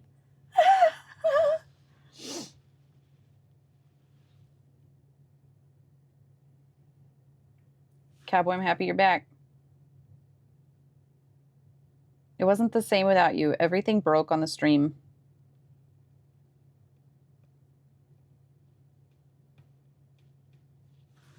Everything, literally everything. There were riots. Pastel, that's everyone waiting for a Cowboy DM. Is she gonna pick me? Here we go. This is just so y'all can see my cuticles. I have to go grab some files from inside the CPU. Oh, everyone be nice. Oh my God. I hope my volume's not on. Oh my God. We're going on a field trip. Everybody has to behave. It's been 84 years since I've seen my friend Cowboy. My audio's never been the same. Everything is broken.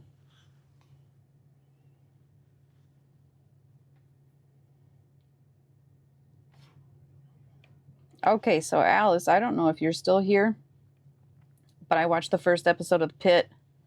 Flippy and I did, and it was really good. Also, if anybody else watches The Pit, did anyone notice that they have ASL subtitles? Like they have a translator? Did you see that? Did you see the ASL? Like they... Way to go to the baby. Right, that's the first time I've ever seen it on any show. Maybe I'm just kind of sheltered and like haven't been watching the right shows to see that. Yeah, it popped up. Like the there's one specific version of The Pit that says ASL on it, and like even if you're full hearing, you should check it out because it's really cool. They have an interpreter come up on the screen and they're signing the whole time. It was so cool. I was really blown away. And I hope that's something that happens more. You're entertaining this horse, so he leaves me alone while I clean his room. Hi, Tuffy. Hi. Hi, animal. Hi, horsey. Hi, Tuffy. The Pit is doing so many things that most shows don't, and that's one example. Like what? I don't know what else they're doing, but I would love to hear it. I'm really enjoying the show. I swear, though, I guess I've read a lot. I've always been very interested in medicine. Didn't do anything with it. I mean, I'm in my art studio. Obviously, I didn't do anything with medicine. But when Louis walked in with that big distended belly, I was like, he's got cirrhosis and they're going to drain him, and I can't wait to see it. And then the episode ended before they got to drain him. I'm so ready, though. Hi, what? Are we not supposed to talk about cirrhosis while we're on a field trip? Oh, God. I'm sorry. That's on me, everybody. That's my fault. Tuffy. Hi, Tuffy. You're a good horse. The prettiest horse in all the land. Tuffy, do you watch the pit? Do you know ASL, Tuffy? Can you sign with your hoofses? The hoofses of hoofses? Oh, are you Madison? Yes, I listen to you every morning. Cowboy, did you cry? Did you cry? You are so famous. Tuffy's tried to pick up your phone. Tuffy, you're the best. You're a menace, but we love you. Okay, super realistic medical info. Yes, I've heard it's super realistic, and I love it. Prominence of nursing staff and intentional diversity. Love that. The writing of Dr. Robbie is a flawed human and a bad manager dealing with ridiculous traumas. I like that. I've really loved all of the changes you've made. You're doing so great out there, Cowboy. Sweet Cowboy. You have hard days, but you're doing good out in the world, buddy. Sobbing uncontrollably. Yep. Knew that was coming. You're doing a great job. Sometimes when you're doing really well, you don't know it.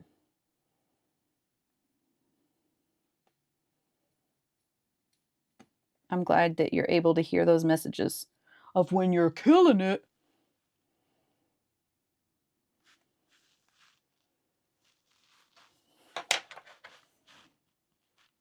Aw, buddy. Is she ever going to come back from this? What do we think? Is she done? She's going to cry the whole time. Thank you. So first of all, there we go. Secondly, the other day I messaged good morning to Cowboy and I typed it like this.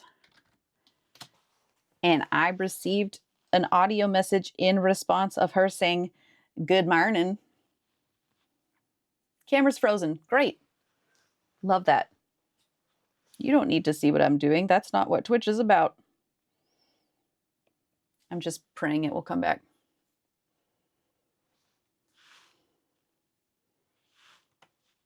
I have an idea for anyone who is interested.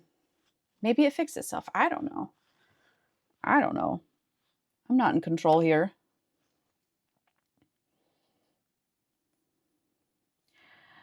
I have an idea for anyone who is interested.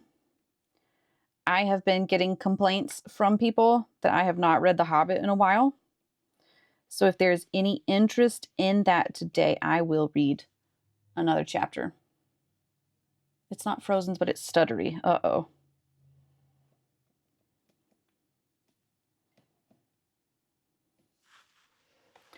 Refresh. Okay, let's see this. Do the refresh, see if it helps.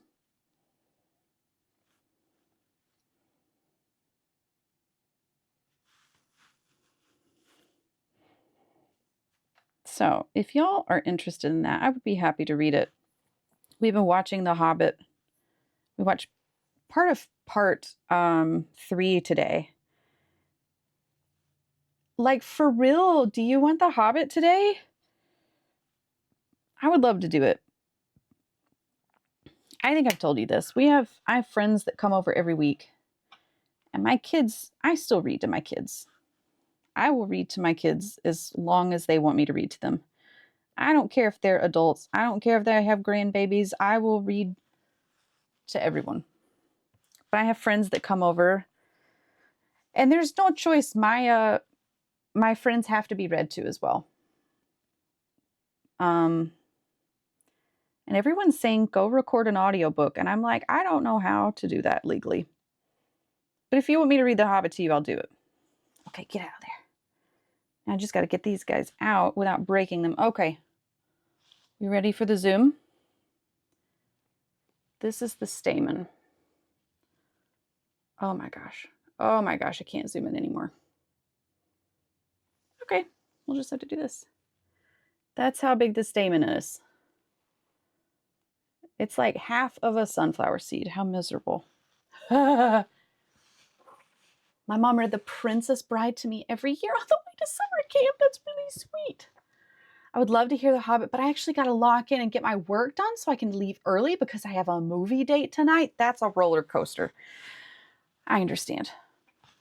I literally gave you every solution to do so. Next up, just get me a talent agent. Bye, Alice. I hope you get your work done. Have a good date tonight. Miss you already. Haven't seen you in so long.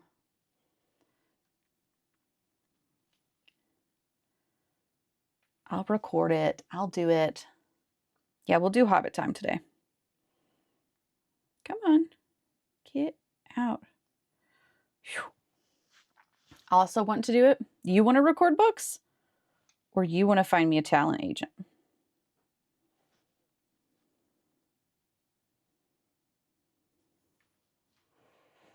Maybe I'm just hoping that someone will show up one day on stream and be like, I like your voice. Can I pay you billions of dollars? And I'll be like, oh my God, yes. Voice act? I wish you would.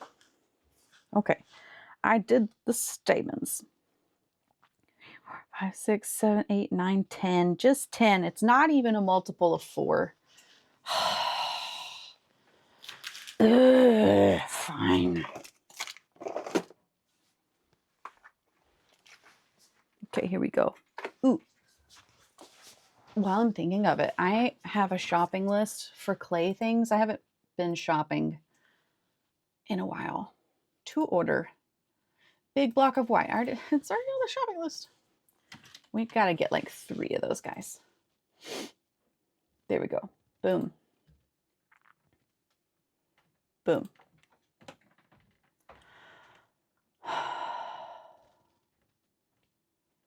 I'm just checking up on Discord. Cody, you only have 27 more hit points and then you're dead. That's not good. Gosh. As an update for people who are following our D&D journey, we went on a trip with our D&D friends, and the very end of the trip, we found some big baddies, like the biggest of baddies that we have found. And they took their turns and everybody's at like half health. And that's where it ended. And we don't really know what to do. And our party is split. And oh no. Oh no, this had black mica powder on it. Uh-oh. Uh-oh. Not great for white flowers. Okay, let's fix this. Don't panic. It's okay, it's okay, don't panic. 27 out of 91? My God, Cody. That's like really bad. Oh, whoops. That had a lot of mica powder on it. My God. Okay. So that's on me.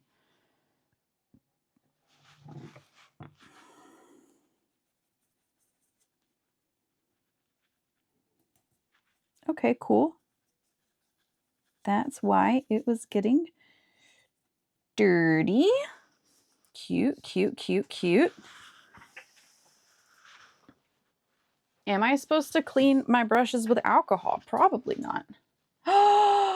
Bye, Pastel. Safe travels today. See you in another life. I walked into the closet of one of the classrooms and I totally forgot I put you in my back pocket, and I'm like Kate because it was quieter in here. I surprised you. Bye, Pastor. See you later. Okay, we're mostly clean. I hope mostly is good enough. Probably not. Let's do this. Let's be extra clean. Bye, Tuffy. Hello, Journey. Welcome in. Are you gonna eat your mom's phone? You can't do that. You're a horse. It's bad for you. You'll have indigestion. Okay, how am I gonna clean this? I think I'm gonna do a cute little Q-tip. That's what we're gonna do. Bye, Tuffy. Hi, Journey. This is what we're doing. Sure. Let's just fill it up. Great.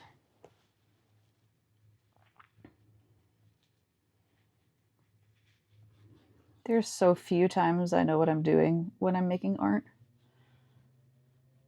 Did I expect to do this today? No, but here we are.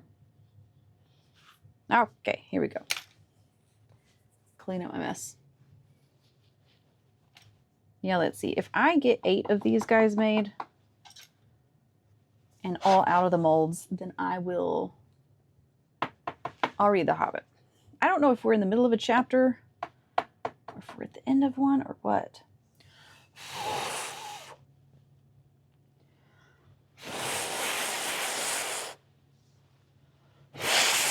Movie tickets purchased. What are you going to see?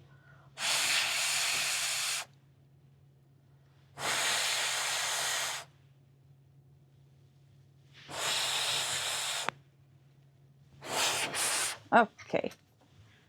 Let's try again. Now without black mica powder. Oh. What's out? Is it something new?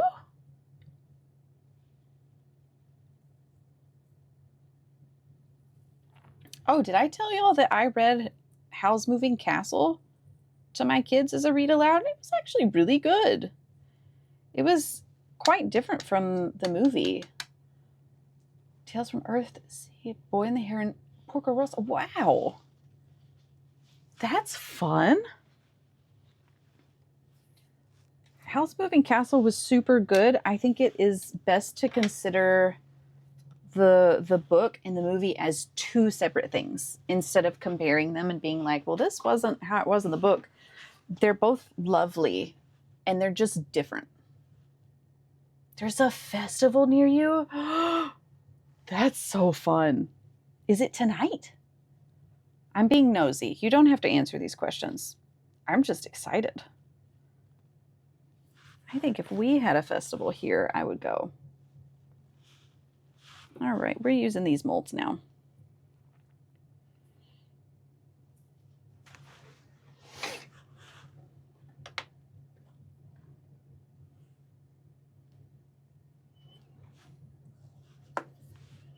So with these molds, it's really easy. You just take the clay and you put it in there. And then you spend some time kind of mushing it around, I guess.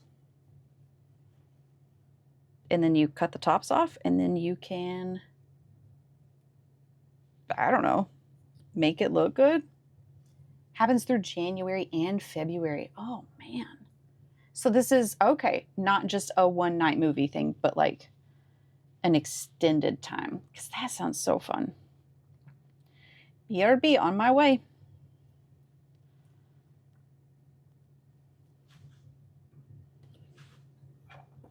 I think I overfill these molds. I'll be honest with you. I don't know enough about it to know if I'm messing it up. I also am kind of uncertain about the durability of these molds. Like I've made 1.5 pairs because I have those 4 over there that I have that I made in December or November. And it's a very thin mold. I don't know if it will last. It was a $15 mold, which is, you know, it's kind of pricey if you can only get 1 or 2 or 3 finished pairs out of it. I don't feel like I abuse my molds. Maybe I just don't know enough about it.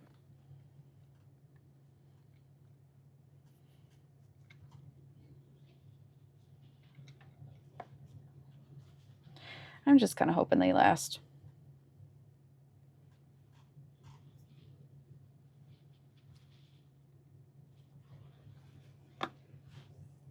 So I like this bell shape that the molds have. It's really pretty.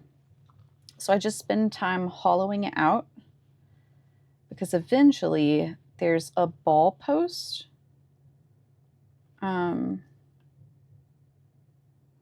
No, not a ball post. Maybe it is. That I'll put in here to actually form the jewelry part of the earring.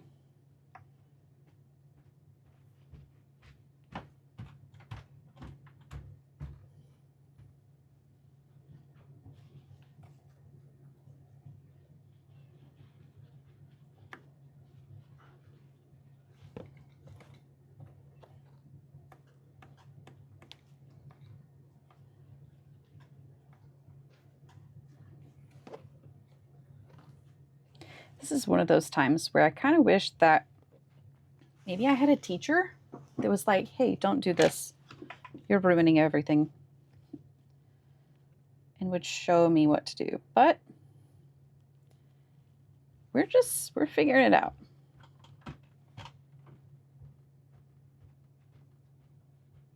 Very gently cutting, because unfortunately I did cut some of the mold the first time I did it. I didn't realize it was that squishy.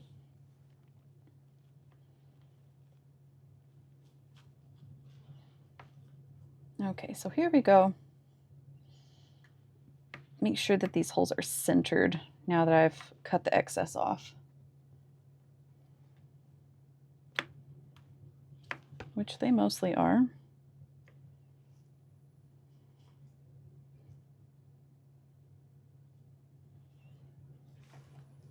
So there we go. This is what that looks like.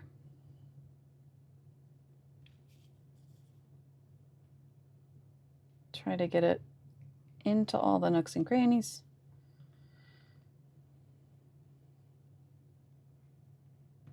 Good enough.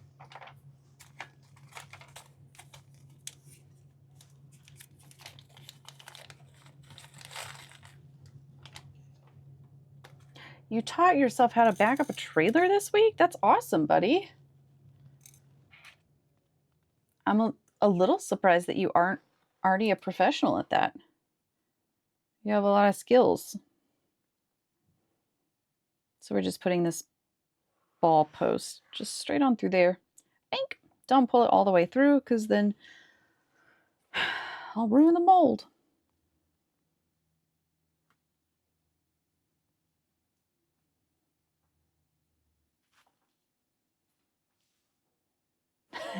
Your dad wouldn't let you touch them. Not now, though. Good for you. That seems like kind of an intimidating thing to know how to do. I would be really impressed if I saw it.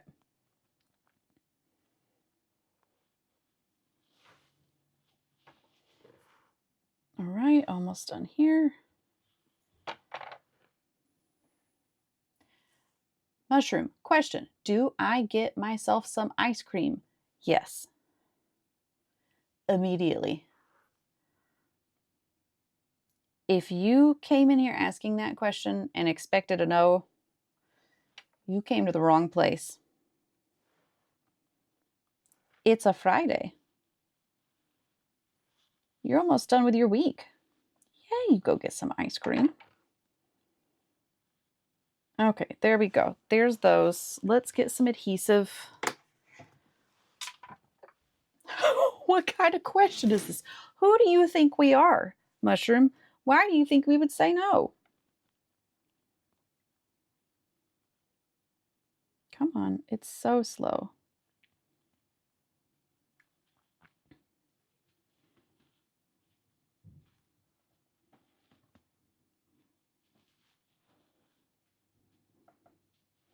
So I'm just adding adhesive right onto that ball.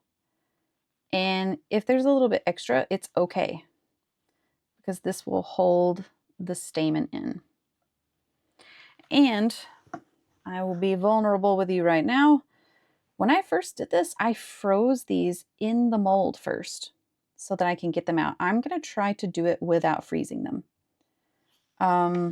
Because if that is the case, I can make a lot more of them if I don't have to freeze them. So we're going to try this process without freezing and see if it does a good job. Let's get this little guy in here. Whoops. Goal of mine is to get a small camper that my car can haul, and this was the start of learning how to back it with a tractor and the manure spreader. Wow. Next thing would be a fishing boat after that. Are you a fisher, Cody? I don't know if you fish. I believe in you, little flowers. You can do it. You don't have to be frozen first. Ooh, that guy. Oh, okay. Now, if it doesn't work, and if I do have to freeze them, it may be the situation where I just have to buy another mold so I can do more at a time. Because the freezer's all the way upstairs. Fishing boat is how my mom learned to back up trailers. Okay, here we go. We're going to give it a shot. We're going to start with this guy. Come on, buddy. Oh my golly. We did it, gang. Didn't freeze it. Look at us go. Awesome. So this little tip on there, the little white, I don't do anything with this now because I could ruin the whole thing. So instead what I do is I bake it, and then I just come in with a sharp knife and just cut it off, and it slips right off. All right, we got one. That was actually a lot better than I was hoping. Okay. Oh, we're 2 for 2. We're 2 for 2. Got a huge piece of lint on it. Cool, cool, cool, cool. Can I do surgery? Okay. Got the lint. Oh my goodness, what a resounding success this is. This changes everything. Little flowers, you're doing so great. I'm so proud. And we're 3 for 3. Secure in there, all glued. Oh yeah, now we're cooking.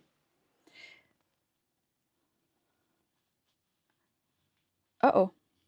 Oh, we got a failure. We got a stamen. It's not in there. We're not fully detached. Get away from that edge. There we go. Now we're out. So this is really good news, actually. There's a little bit of that mold that's stuck on there. Come on, get out of there. Because if I don't have to freeze these, then that means the time spent doing it is less, which means that I can make more of them at one time, which means I can lower the price, which everybody loves. So that's super good news. Super good news. So imagine the earrings you made for me, but with these little blooms. Yeah.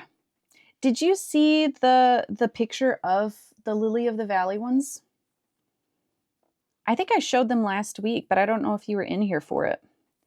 It was just, I'll bring it up again. I don't disagree with you. I think that would look really cool. Let's look here.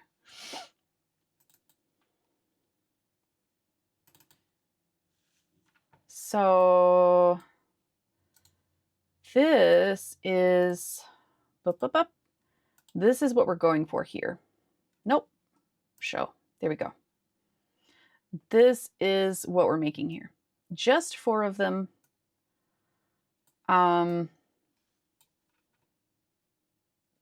But yeah, it would be so cool. So cool. Hold. If instead it was like these, except with the lily of the valley. That'd be super cool. That'd be super cool. Ah! Triple the price. Easily $3 billion a piece.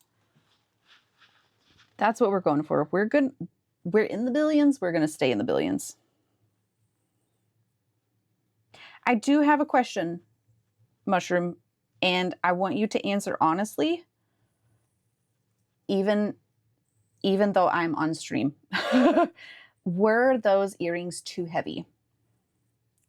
When I made both your earrings and the other clusters, I didn't put them on because sanitary, to know if they are okay to wear. I tried to decrease the size so that they weren't overwhelmingly heavy, but I would also love to know, because I think these will be heavier because they're more solid on the inside.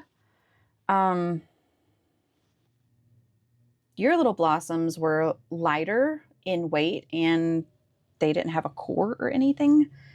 And so I'm thinking that they would be lighter than these lilies.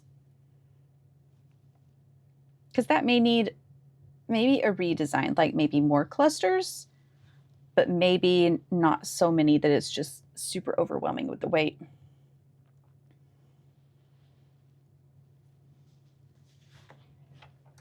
Okay, here we go.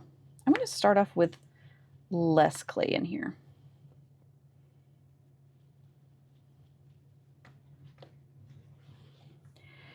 The problem with raising prices super high is that no one around here will buy them for that price.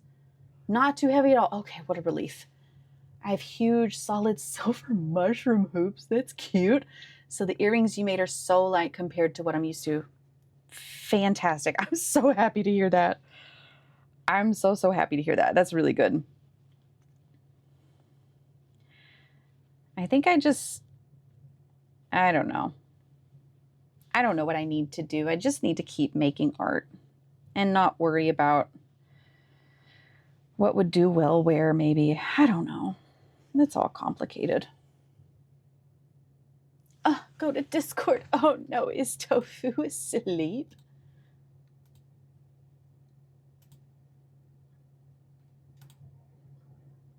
Oh, what a baby. He's got rainbows on him.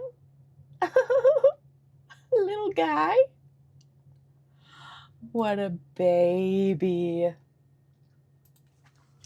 I've been ghosted 3 times at my higher prices, and I'm thinking I want to move them back down. It's tough around here. And it's especially like, it's just a tough time in general, money-wise for people. Yes, I don't know.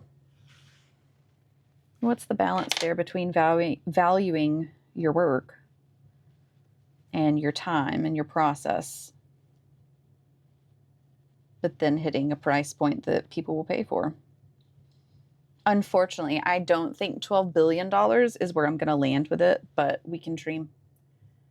Keep your prices as is. The right buyer will be willing to pay what your items are worth. Look at you.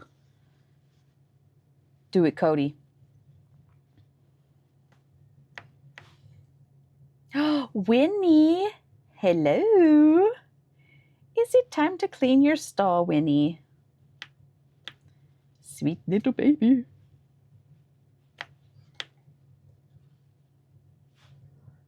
He flopped off the squishmallow and decided that I'm his pillow now.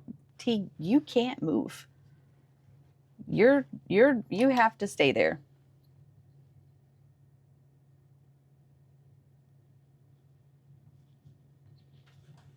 Tofu runs this place. She's kind of a jerk, but she is just a baby. She's going through a lot right now. Sweet Winnie. We're also in weird economic times, so luxury items are hard to sell. Right. but then also not, because they're like a huge part of the country is having hard economic times, but then there's a bigger subset that is not struggling whatsoever. So how do we get your pictures to those people, Cody? How do we find that?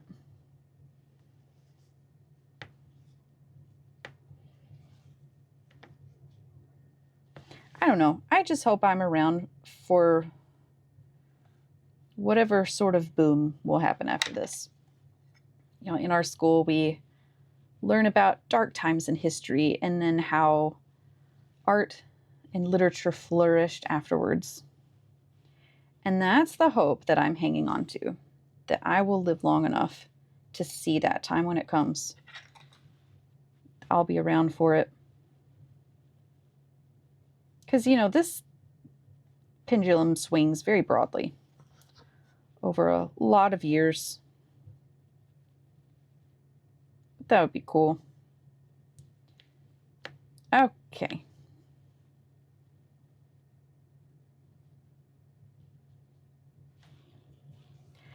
Done. I think these are even better than the last, maybe. Okay. I need to get more of these little guys. I have more ball post wires. I think I'm calling this the wrong thing. I have more of these, but they're bigger. I need some more of these little bitty guys. Squeeze me. All right, these 4 are all I'm going to do, and then I'll read a little bit of The Hobbit. How's that sound? I have been told that some viewers use The Hobbit as a sleep story. I do have them on YouTube, so you can access them at any time. I have them saved in my collections on Twitch. If you need The Hobbit as a sleep story. But that's good motivation to read. Knowing that I can put people to sleep.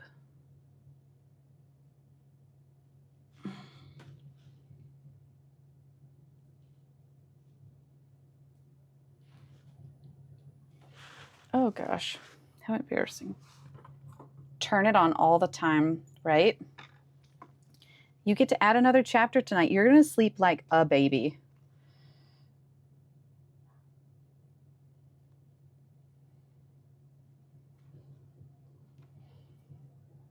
I didn't know you were still here, Cowboy. Welcome.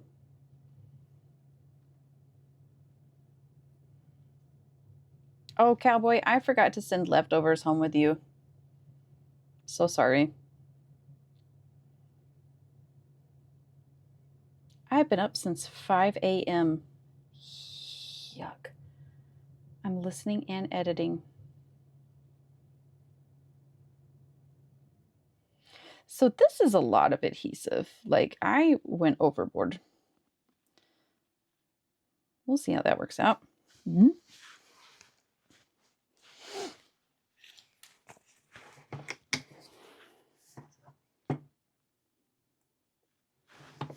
Cowboy, I don't think you were here for this when I started stream. I did not sleep last night because I had a 2:30 p.m. latte. It was a very bad choice.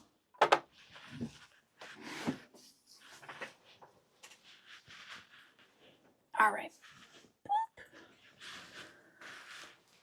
You did hear that? I never know when you're listening. It's probably all the time. Okay, let's do it to it.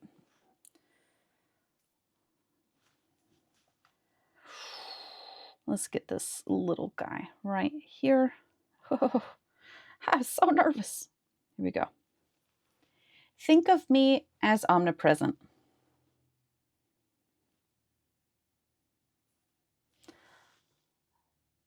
That feels like a lot. You don't have to do that. You don't have to be everywhere.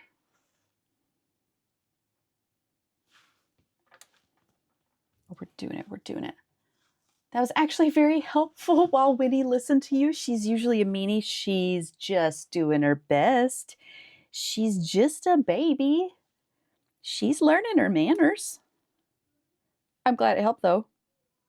I love this adventure that now I help you muck stalls. Good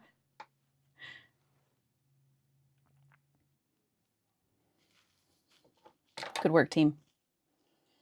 Okay, last little guy here. Boop. There's so much adhesive, especially in this one. Oh, yeah, there it goes. Okay, we're looking okay. We're gonna do it. We're gonna do it. Next up is unicorn. That's a lot. That's a lot of horsies. Let that sit down while I clean up the rest of the stuff. Just give that glue a split second to kind of settle in.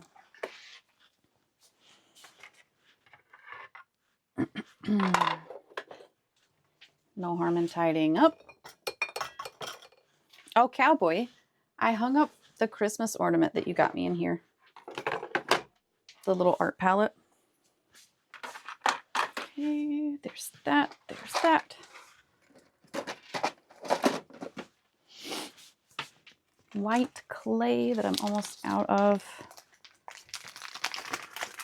Yep, I'm going to reuse this.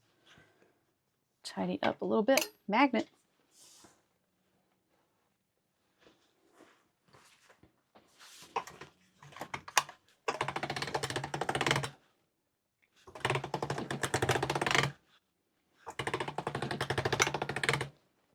Right, all right, all right.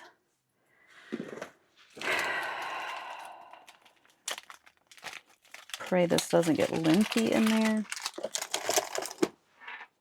Okay. These guys. 15 stalls? Is this an everyday thing? Is this how I don't know anything about horses. Hooves of horses. God. Why don't you teach them how to use a bathroom?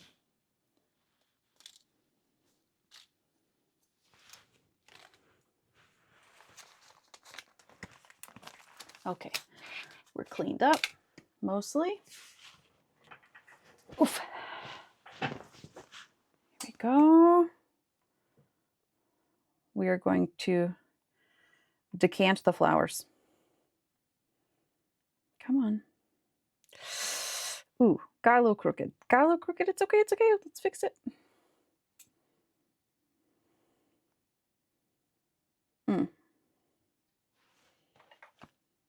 Okay. We've got ads starting in about 5 minutes. So I reckon that we're going to get this done and cleaned up. We're going to take a break for ads and then come back and read The Hobbit, if that is okay with everyone. Ow, biscuits. Got another piece of lint in here. This batch is not coming out quite as easily.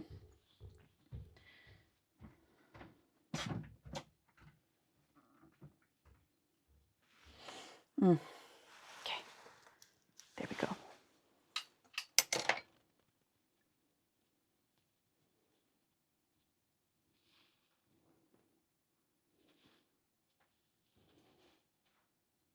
Okay, got it.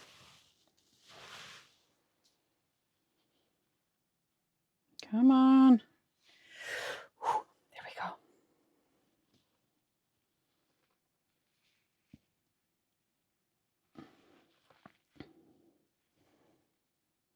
Okay, done. We've got 8 of those guys ready to bake. Excellent news. Excellent news.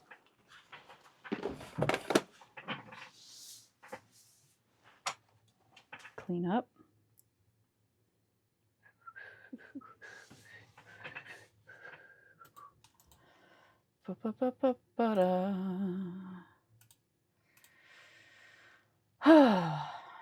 Let's see here.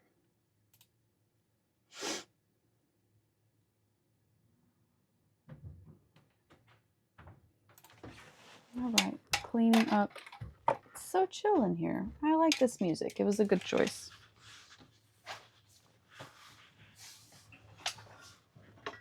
Oh.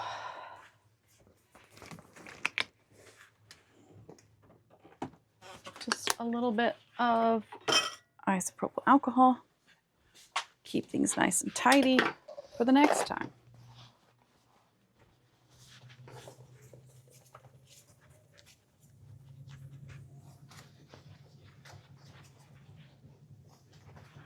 Okay, tile done. Get in there. Oh, come on. There we go. Surface wiped.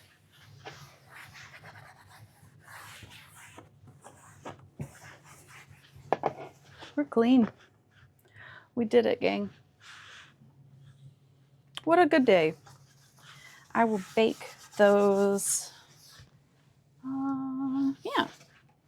Yeah, so I guess the Lily of the Valley, they will be ready to mount and do hardware and everything and then sell. So that's good.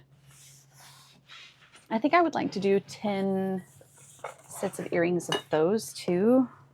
Maybe more. But if I can do it little by little, that would be fantastic.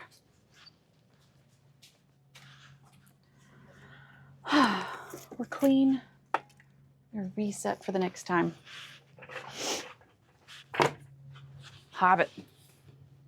Who's ready? Go ahead and put these in the oven real quick.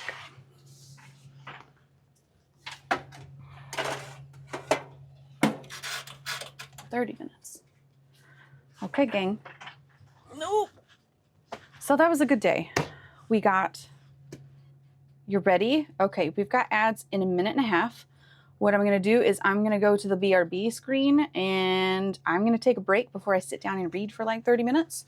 And then we're going to start The Hobbit. Okay, so get settled. We're going to read and also be taken on field trips with horses. So go get a drink, go to the bathroom, and then we will start reading The Hobbit. Okay, I'll see you soon. I'll see you soon, buddies.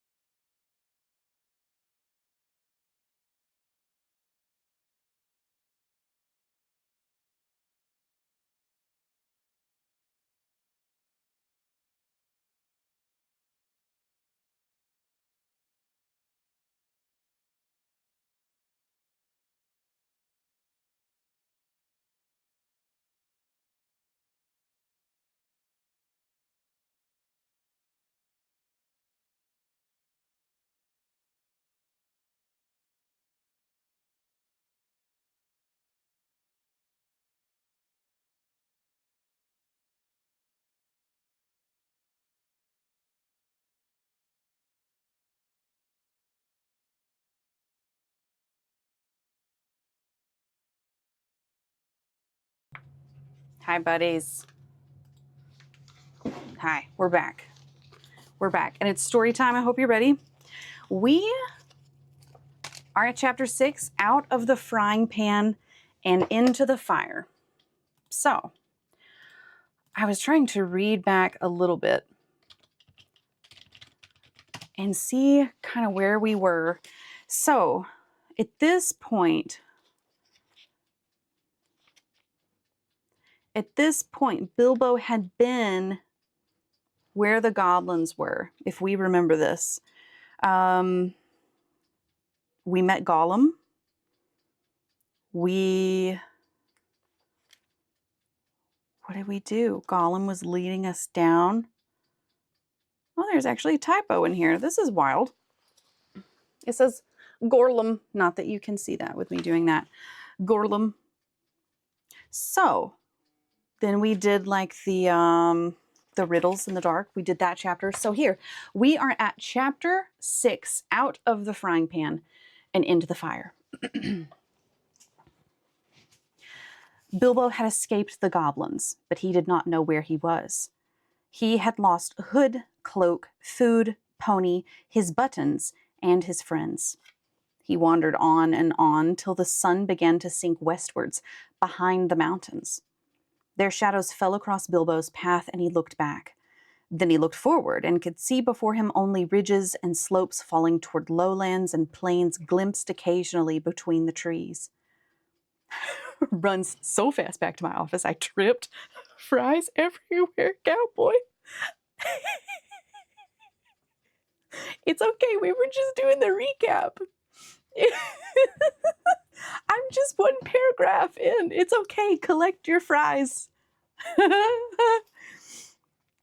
Good heavens, he exclaimed. I seem to have got right to the other side of the misty mountains, right to the edge of the land beyond. Where, and oh, where can Gandalf and the dwarves have got to?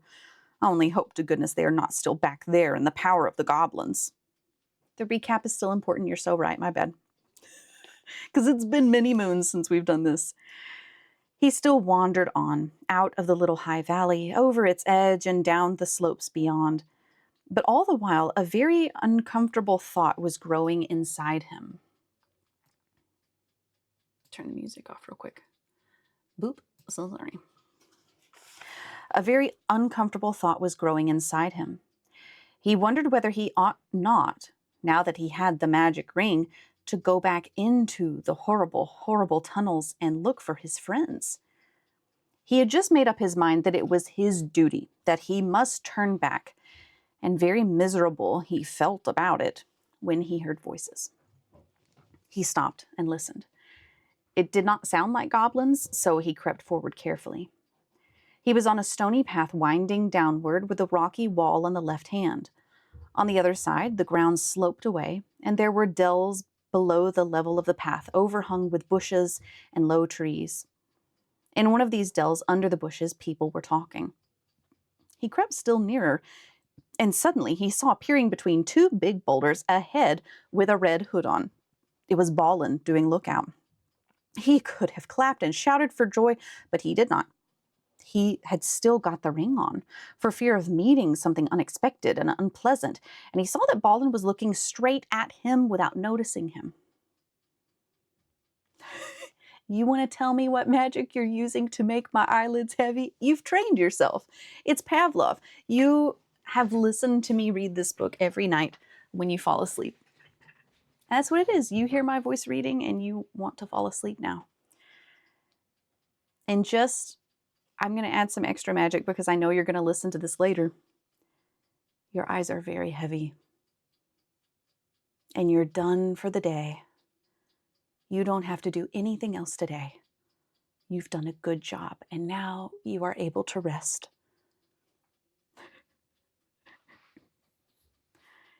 You're feeling very cozy and very comfortable reading about adventures. So this is for later, right? Or now, whatever your choice. It depends on how fast you eat those fries. I will give them all a surprise, he thought, as he crawled into the bushes at the edge of the dell. Gandalf was arguing with the dwarves. They were discussing all that had happened to them in the tunnels and wondering and debating where, what they were to do now. The dwarves were grumbling, and Gandalf was saying that they could not possibly go on with their journey leaving Mr. Baggins in the hands of the goblins without trying to find out if he was alive or dead and without trying to rescue him. "After all, he is my friend," said the wizard, "and not a bad little chap. I feel responsible for him. I wish to goodness you had not lost him." Imagine being scolded by Gandalf. Ooh. The dwarves wanted to know why he had ever been brought at all, why he could not stick to his friends and come along with them, why the wizard had not chosen someone with more sense. "He's been more trouble than you so far," said one. "If we've got to go back now into those abominable tunnels to look for him, then drat him, I say." "Y'all are so cozy." Gandalf answered angrily, "I brought him, and I don't bring things that are of no use. Either you help me to look for him, or I go and leave you here to get out of the mess as best as you can yourselves. If we can only find him again, you will thank me before all is over. Whatever did you want to go and drop him for, Dory?" "You would have dropped him," said Dory, if a goblin had suddenly grabbed your legs from behind in the dark, tripped up your feet, and kicked you in the back. Then why didn't you pick him up again?" "Good heavens, can you ask? Goblins fighting and biting in the dark, everybody falling over bodies and hitting one another. You nearly chopped off my head with the Glamdring, and Thorn was stabbing here, there, and everywhere with Orcrist. All of a sudden you gave one of your blinding flashes, and we saw the goblins running back yelping. You shouted, 'Follow me, everybody!' and everybody ought to have followed. We thought everybody had. There was no time to count, as you know quite well, till we had dashed through the gate guards, out of the lower door, and helter-skelter down there. And here we are, without the burglar. Confiscate him." "And here's the burglar," said Bilbo, stepping down into the middle of them and slipping off the ring. Bless me, how they jumped. Then they shouted with surprise and delight. Gandalf was as astonished as any of them, but probably more pleased than all the others. He called to Balin and told him what he thought of a lookout man who let people walk right into them like that without warning. It is a fact that Bilbo's reputation went up a very great deal with the dwarves after this. Vibe check. Good job, Bilbo. If they had still doubted that he was really a first-class burglar, in spite of Gandalf's words, they doubted no longer. But Balin was the most puzzled of all, but everyone said that it was a very clever bit of work. Indeed, Bilbo was so pleased with their praise that he just chuckled inside and said nothing whatever about the ring. And when they asked him how he did it, he said, "Oh, just crept along, very carefully and quietly." "Well, it is the first time that even a mouse has crept along carefully and quietly under my very nose, and it has not been spotted," said Balin, "and I take off my hood to you," which he did. "Balin, at your service," said he. "Your servant, Mr. Baggins," said Bilbo. Then they wanted to know all about his adventures after they had lost him, and he sat down and told them everything, except about the finding of the ring. Not just now, he thought. They were particularly interested in the riddle competition and shuddered most appreciatively at his description of Gollum. "And then I couldn't think of any other question with him sitting beside me," ended Bilbo. "So I said, 'What's in my pocket?' And he couldn't guess in 3 goes. So I said, 'What about your promise? Show me the way out.' But he came at me to kill me, and I ran and fell over, and he missed me in the dark. Then I followed him, because I heard him talking to himself. He thought I really knew the way out, so he was making for it. And then he sat down in the entrance, and I could not get by. So I jumped over him and escaped and ran down to the gate." "What about the guards?" they asked. "Weren't there any?" "Oh, yes, lots of them, but I dodged them. I got stuck in the door, which was only open a crack, and I lost lots of buttons," he said, sadly looking at his torn clothes. Bless him, he lost lots of buttons. "But I squeezed through all right, and here I am." The dwarfs looked at him with quite a new respect when he talked about dodging guards, jumping over Gollum, and squeezing through, as if it was not very difficult or very alarming. "What did I tell you?" said Gandalf, laughing. "Mr. Baggins has more about him than you guess." He gave Bilbo a queer look from under his bushy eyebrows as he said this, and the hobbit wondered if he guessed at the part of his tale that he had left out. Then he had questions of his own to ask, for if Gandalf had explained it all by now to the dwarves, Bilbo had not heard it. He wanted to know how the wizard had turned up again and where they had all got to now. The wizard, to tell the truth, never minded explaining his cleverness more than once. Me. So now he told Bilbo that both he and Elrond had been well aware of the presence of evil goblins in that part of the mountains. But their main gate used to come out on a different pass, one more easy to travel by, so that they often caught people benighted near their gates. Evidently, people had given up going that way, and the goblins must have opened their new entrance at the top of the pass the dwarves had taken quite recently, because it had been found quite safe up to now. "I must see if I can't find a more or less decent giant to block it up again," said Gandalf, "or there will be no getting over the mountains at all." As soon as Gandalf had heard Bilbo's yell, he realized what had happened. In the flash which killed the goblins that were grabbing him, he had nipped inside the crack just as it snapped to. He followed after the drivers and prisoners right to the edge of the great hall, and there he sat down and worked up the best magic he could in the shadows. "A very ticklish business it was," he said. "Touch and go." But, of course, Gandalf had made a special study of bewitchments with fire and lights. Even the Hobbit had never forgotten the magic fireworks at Old Took's Midsummer Eve parties, as you remember. The rest we all know, except that Gandalf knew all about the back door, as the goblins called the lower gate, where Bilbo lost his buttons. As a matter of fact, it was well known to anybody who was acquainted with this part of the mountains, but it took a wizard to keep his head in the tunnels and guide them in the right direction.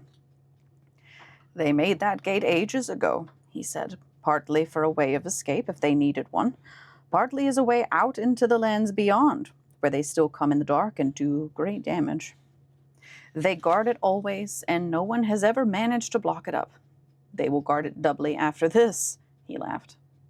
All the others laughed too. After all, they had lost a good deal, but they had killed the great goblin and a great many others besides, and they had all escaped. So... Cowboy's messaging me right now. Anytime, Cowboy. And they had all escaped, so they might be said to have had the best of it so far. But the wizard called them to their senses. "We must be getting on at once, now we are a little rested," he said.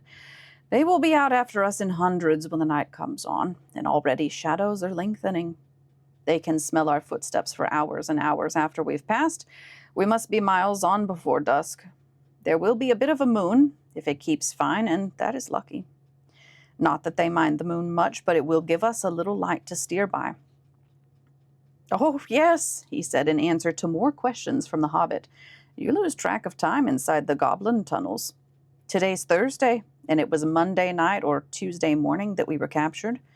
We have gone miles and miles and come right down through the heart of the mountains, and are now out on the other side. Quite a shortcut. But we are not at the point to which our pass would have brought us. We're too far to the north and have some awkward country ahead. And we're still pretty high up. Let's get on." "I'm dreadfully hungry," groaned Bilbo, who was suddenly aware that he had not had a meal since the night before last. Just think of that for a hobbit. His stomach felt all empty and loose and his legs all wobbly now that all the excitement was over. "Can't help it," said Gandalf. "Unless you'd like to go back and ask the goblins nicely to let you have your pony back and your luggage." "No, thank you," said Bilbo. "Very well, then, we must just tighten our belts and trudge on, or we shall be made into supper, and that will be much worse than having none ourselves." So true, bestie. As they went on, Bilbo looked from side to side for something to eat, but the blackberries were still only in flower, and of course there were no nuts, not even hawthorn berries. He nibbled a bit of sorrel, and he drank from a small mountain stream that crossed the path, and he ate 3 wild strawberries that he found on its bank, but it was not much good. I am Bilbo Baggins. I'm dreadfully hungry.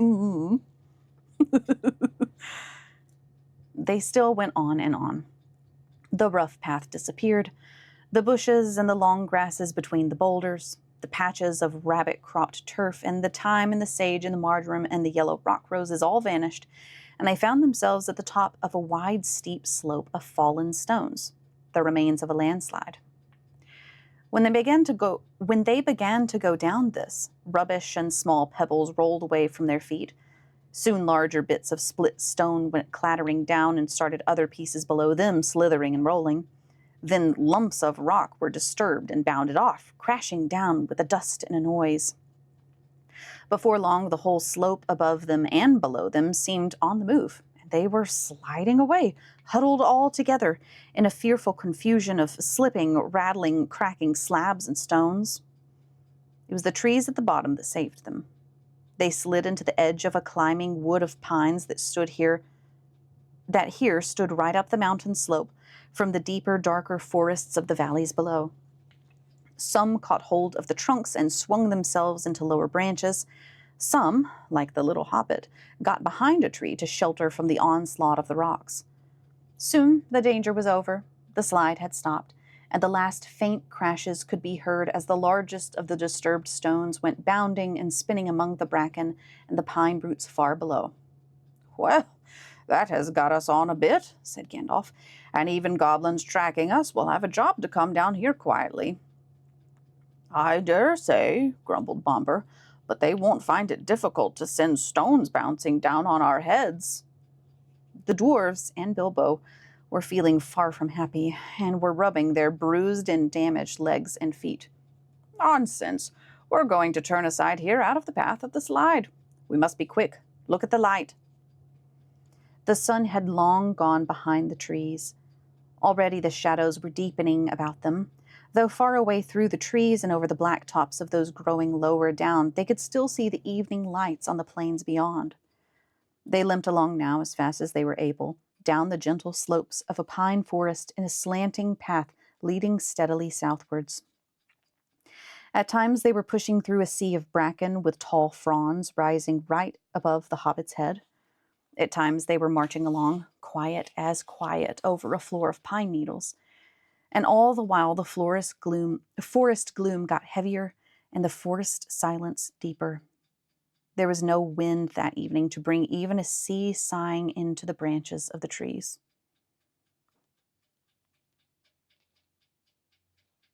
Have y'all ever walked over a bed of pine needles? It is so quiet. There was a time I went hiking a few years ago, and all the pine needles had fallen. And I was very surprised at how quiet it was and how squishy. It was very squishy on the feet. Okay, that was your playground. Here you go, cowboy. "Must we go any further?" asked Bilbo. When it was so dark that he could only just see Thorin's beard wagging beside him, and so quiet that he could hear the dwarves breathing like a loud noise. "My toes are all bruised and bent, and my legs ache, and my stomach is wagging like an empty sack." "A bit further," said Gandalf. He's like a little toddler, isn't he? Like, "I don't want to go anymore. My legs hurt." My grandma had a lot of pines in her backyard, and I would bring all my toys out there and play with them under them. Again, me and Bilbo, the same. My toes are all bruised and bent. And Gandalf, patient parent, we're a bit further. It's just a little bit to go. After what seemed ages further, they came suddenly to an opening where no trees grew. The moon was up and was shining into the clearing. Somehow it struck all of them as not at all a nice place, although there was nothing wrong with it. Although there was nothing wrong to see. So bad vibes. I didn't even think about it's also my literally my backyard full of pine and cedar trees. Yeah, so y'all get it. It's super quiet. Okay, so this place had bad vibes, and they're all feeling it. All of a sudden, they heard a howl away downhill, a long, shuddering howl. It was answered by another away to the right, and a good deal nearer to them, then by another not far away to the left. It was wolves howling at the moon, wolves gathering together. There were no wolves living near Mr. Baggins's hole at home, but he knew that noise. He had had it described to him often enough in tales. One of his elder cousins, on the Took side, who had been a great traveler, used to imitate it to frighten him. To hear it out in the forest under the moon was too much for Bilbo. Even magic rings are not much use against wolves, especially against the evil packs that lived under the shadow of the goblin-infested mountains, over the edge of the wild, on the borders of the unknown. Wolves of that sort smell keener than goblins and do not need to see you to catch you. "What shall we do? What shall we do?" he cried. "Escaping goblins to be caught by wolves," he said. And it became a proverb, though now we say, out of the frying pan and into the fire, in the same sort of uncomfortable situations. "Up the trees, quick!" cried Gandalf, and they ran to the trees at the edge of the glade, hunting for those that had branches fairly low or were slender enough to swarm up. They found them as quick ever they could, you can guess, and up they went as high as ever they could trust the branches. You would have laughed from a safe distance if you had seen the dwarves sitting up in the trees with their beards dangling down, like old gentlemen gone cracked and playing at being boys. That's cute. Philly and Keely were at the top of a tall larch like an enormous Christmas tree. Dory, Nori, Ori, Owen, and Glowin were more comfortable in a huge pine with regular branches sticking out at intervals like the spokes of a wheel. Biffer, Bofer, Bomber, and Thorin were in another. Dwalin and Balin had swarmed up a tall, slender fir with few branches and were trying to find a place to sit in the greenery of the topmost boughs. Gandalf, who was a good deal taller than the others, had found a tree into which they could not climb, a large pine standing at the very edge of the glade. He was quite hidden in its boughs, but you could see his eyes gleaming in the moon as he peeped out. And Bilbo? He could not get into any tree and was scuttling about from trunk to trunk like a rabbit that has lost its hole and has a dog after it. That poor guy. Poor fella. "You've left the burglar behind again," said Nori to Dory, looking down. "I can't always be carrying burglars on my back," said Dory, "down tunnels and up trees. What do you think I am, a porter?" "He'll be eaten if we don't do something," said Thorin, for there were howls all around them now, getting nearer and nearer. "Dory," he called, for Dory was lowest down in the easiest tree. "Be quick and give Mr. Baggins a hand up." Dory was really a decent fellow in spite of his grumbling. Poor Bilbo could not reach his hand even when he climbed down to the bottom branch and hung his arm down as far as ever he could. So Dory actually climbed out of the tree and let Bilbo scramble up and stand on his back. Just at that moment, the wolves trotted, howling, into the clearing. All of a sudden, there were hundreds of eyes looking at them. Still, Dory did not let Bilbo down. He waited till he had clambered off his shoulders into the branches, and then he jumped for the branches himself, only just in time. A wolf snapped at his cloak as he swung up and nearly got him.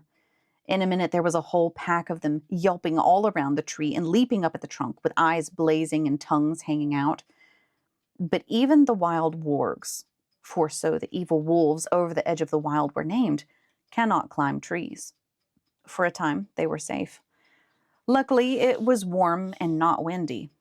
Trees are not very comfortable to sit in for long at any time, but in the cold and the wind, with wolves all around below waiting for you, they can be perfectly miserable places. This glade in the ring of trees was evidently a meeting place for the wolves. More and more kept coming in. They left guards at the foot of the tree in which Dory and Bilbo were, and then went snuffling about till they had smelt out every tree that had anyone in it. These they guarded too, while all the rest, hundreds and hundreds it seemed, went and sat in a great circle in the glade, and in the middle of the circle was a great grey wolf. He spoke to them in the dreadful language of the wards. Gandalf understood it. Bilbo did not, but it sounded terrible to him, and as if all their talk was about cruel and wicked things, as it was. Every now and then all the wargs in the circle would answer their grey chief all together, and their dreadful clamour almost made the hobbit fall out of his pine tree. I will tell you what Gandalf heard, though Bilbo did not understand it. The wargs and the goblins often helped one another in wicked deeds. Goblins do not usually venture very far from their mountains unless they're driven out and looking for new homes, or are marching to war, which I am glad to say this has not happened for a long time. But in those days, they sometimes used to go on raids, especially to get food or slaves to work for them. Then they often got the wargs to help and shared the plunder with them. Sometimes they rode on the wolves like men do on horses. Now it seemed that a great goblin raid had been planned for that very night. The wargs had come... Ooh, clay's done. That scared me. The wargs had come to meet the goblins, and the goblins were late. The reason, no doubt, was the death of the great goblin and all the excitement caused by the dwarves and Bilbo and the wizard, for whom they were probably still hunting. In spite of the dangers of this far... Hold on. Hi, Bose. Hi, welcome in. That was a jump scare. Did you hear the ding too? Whew, that really got me. That's our wake up.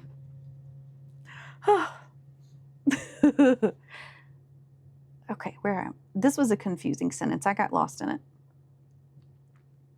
In spite of the dangers of this far land, bold men had of late been making their way back into it from the south, cutting down trees and building themselves places to live in among the more pleasant woods in the valleys and along the river shores. There were many of them, and they were brave and well armed, and even the wargs dared not attack them if there were many together, or in the bright day. But now they had planned, with the goblins' help, to come by night upon some of the villages nearest the mountains. If their plan had been carried out, there would have been none left there the next day. All would have been killed except the few the goblins kept from the wolves and carried back as prisoners to their caves. Ooh. This was dreadful talk to listen to, not only because of the brave woodsmen and their wives and their children, but also because of the danger which now threatened Gandalf and his friends. The wargs were angry and puzzled at finding them here in their very meeting place.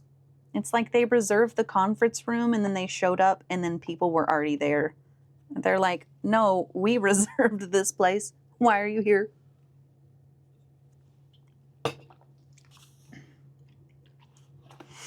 They thought they were friends of the woodmen, and they were come to spy on them, and would take news of their plans down into the valleys, and then the goblins and the wolves would have to fight a terrible battle instead of capturing prisoners and devouring people waked suddenly from their sleep. Hi, welcome home, Snap. Yep, we're reading The Hobbit. We're on chapter 6. All the dwarves and Bilbo and Gandalf are up in a tree, and there's evil wolves that are called wargs that are down below. It's very scary. Yeah, full drama. So the wargs had no intention of going away and letting the people up the trees escape, and at any rate not until morning. And long before that, they said, goblin soldiers would be coming down from the mountains, and goblins can climb trees or cut them down. Yeah, they're the bad guys. They're called wargs. They're bad. Now you can understand why Gandalf, listening to their growling and yelping, began to be dreadfully afraid, wizard though he was, and to feel that they were in a very bad place and had not yet escaped at all. All the same, he was not going to let them have it all their own way. And though he could not do very much, stuck up in a tall tree with wolves all around on the ground below, he gathered the huge pine cones from the branches of the tree. Then he set one alight with bright blue fire and threw it whizzing down among the circle of the wolves. It struck one on the back, and immediately his shaggy coat caught fire, and he was leaping to and fro, yelping horribly. Then another came, and another, one in blue flames, one in red, and another in green.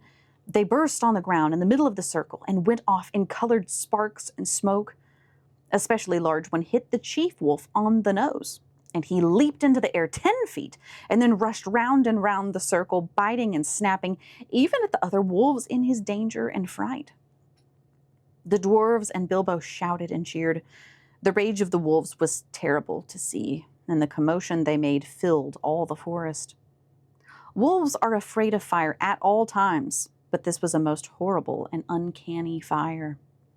If a spark got into their coats, it stuck and burned into them, and unless they rolled over quick, they were soon all in flames. Very soon, all about the glade, wolves were rolling over and over to put out the sparks on their backs, while those that were burning were running about howling and setting others alight, till their own friends chased them away, and they fled off down the slopes, crying and yammering and looking for water. "What is all this uproar in the forest tonight?" said the Lord of the Eagles. He was sitting, black in the moonlight, on the top of a lonely pinnacle of rock at the eastern edge of the mountains. "I hear wolves' voices. Are the goblins at mischief in the woods?" He swept up into the air, and immediately 2 of his guards from the rocks at either hand leaped up to follow him. They circled up in the sky and looked down upon the ring of the wargs, a tiny spot far, far below. But eagles have keen eyes and can see small things at a great distance. The Lord of the Eagles of the misty mountains had eyes that could look at the sun unblinking, just like our president, and could see a rabbit moving on the ground a mile below, even in the moonlight.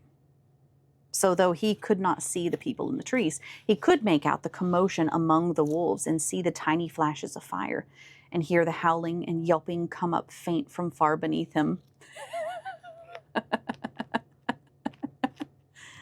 You have to laugh so you don't cry.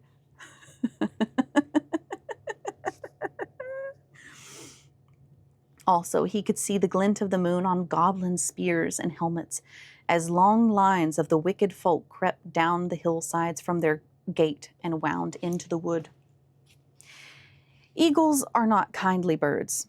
Some are cowardly and cruel. But the ancient race of the northern mountains were the greatest of all birds. They were proud and strong and noble-hearted.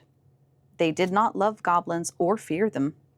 When they took any notice of them at all, which was seldom, for they did not eat such creatures, they swooped on them and drove them shrieking back into their caves and stopped whatever wickedness they were doing. The goblins hated the eagles and feared them, but could not reach their lofty seats or drive them from the mountains. Tonight the Lord of the Eagles was filled with curiosity to know what was afoot, so he summoned many other eagles to him, and they flew away from the mountains, slowly circling ever round and round. They came down, down, down towards the ring of wolves and the meeting place of the goblins. A very good thing, too. Dreadful things had been going on down there.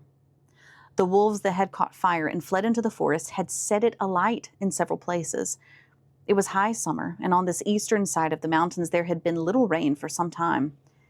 Yellowing bracken, fallen branches, deep-piled pine needles, and here and there dead trees were soon in flames. All round the clearing of the wargs, fire was leaping. But the wolf guards did not leave the trees. Maddened and angry, they were leaping and howling round the trunks, cursing the dwarves in their horrible language, with their tongues hanging out and their eyes shining as red and fierce as the flames. Then suddenly goblins came running up, yelling. They thought a battle with the woodmen was going on, but they soon learned what had really happened. Some of them actually sat down and laughed. Others waved their spears and clashed the shafts against their shields. Goblins are not afraid of fire, and they soon had a plan which seemed to them most amusing.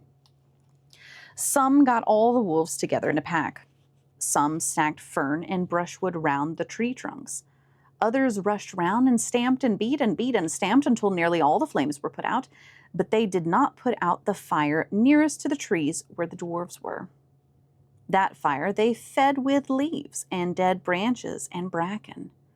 Soon they had a ring of smoke and flame all around the dwarves, a ring which they kept from spreading outwards, but it closed slowly in, till the running fire was licking the fuel piled under the trees. Smoke was in Bilbo's eyes. He could feel the heat of the flames. And through the reek, he could see the goblins dancing round and round in a circle like people round a midsummer bonfire. Outside the ring of dancing warriors with spears and axes stood the wolves at a respectful distance, watching and waiting. He could hear the goblins beginning a horrible song. 15 birds and 5 fir trees, their feathers were fanned in a fiery breeze. But funny little birds, they had no wings. Oh, what shall we do with the funny little things? Roast 'em alive or stew 'em in a pot? Fry them, boil them, and eat them hot? Then they stopped and shouted out, "Fly away, little birds, fly away if you can. Come down, little birds, or you will get roasted in your nests. Sing, sing, little birds, why don't you sing?" "Go away, little boys," shouted Gandalf in answer. "It isn't bird nesting time. Also, naughty little boys that play with fire get punished." He said it to them to make them angry and to show them he was not frightened of them, though of course he was, wizard though he was. But they took no notice, and they went on singing. "Burn, burn, tree and fern, shrivel and scorch, a fizzling torch to light the night for our delight, yah-hey! Bake and toast 'em, fry 'em and roast 'em, till beards blaze and eyes glaze, ooh, till hair smells and skins crack, fat melts and bones black and cinders lie beneath the sky. So dwarves shall die and light the night for our delight, yah-hey, yah-harry-hey, yah-hoy." And with that yah-hoy, the flames were under Gandalf's tree. In a moment it spread to the others. The bark caught fire. The lower branches cracked. Then Gandalf climbed to the top of his tree. The sudden splendor flashed from his wand like lightning as he got ready to spring down from on high right among the spears of the goblins. That would have been the end of him, though he would probably have killed many of them as he came hurtling down like a thunderbolt. But he never leaped. Just at that moment, the Lord of the Eagles swept down from above, seized him in his talons, and was gone. It's not the end of the chapter, but that's where we're going to stop today.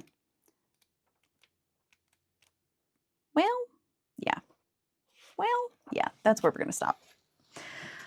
Whew, big chapter. So, guys, that was scary. Wow. That was super scary. It is uncomfortable. So they're all in a burning clearing, I guess. And that's not fun. That's not great at all. So that's what we did. We read The Hobbit. We did it. It's been a long time. We're halfway through chapter 6. We will continue reading it, I guess, next week. So I hope you like it. I hope that, I don't know. I hope it makes you go to sleep. We're going to go read Danny. We're going to do it. Ready, gang? Let's go see Danny. They're playing Enshrouded. Let's go be nice. Yeah? We're going to go be friends. We're going to say hi. Thank you for the raid message. Thank you for the sub raid message. Cowboy, you're on it. Yeah, so thanks for being here today. It was a good day. We got some earrings made. We chatted. I don't know, we did bunches of stuff. It was good to have you here. It's always good for it to be Friday. I'm really excited. I hope y'all have a good weekend and drink lots of water and sleep and, I don't know, do bunches of fun things. Thank you to the mods, to Cowboy and Teague. You're the best. And I hope you have a wonderful time. See you guys on the flippity flip. We will hang out later. Bye, buddies.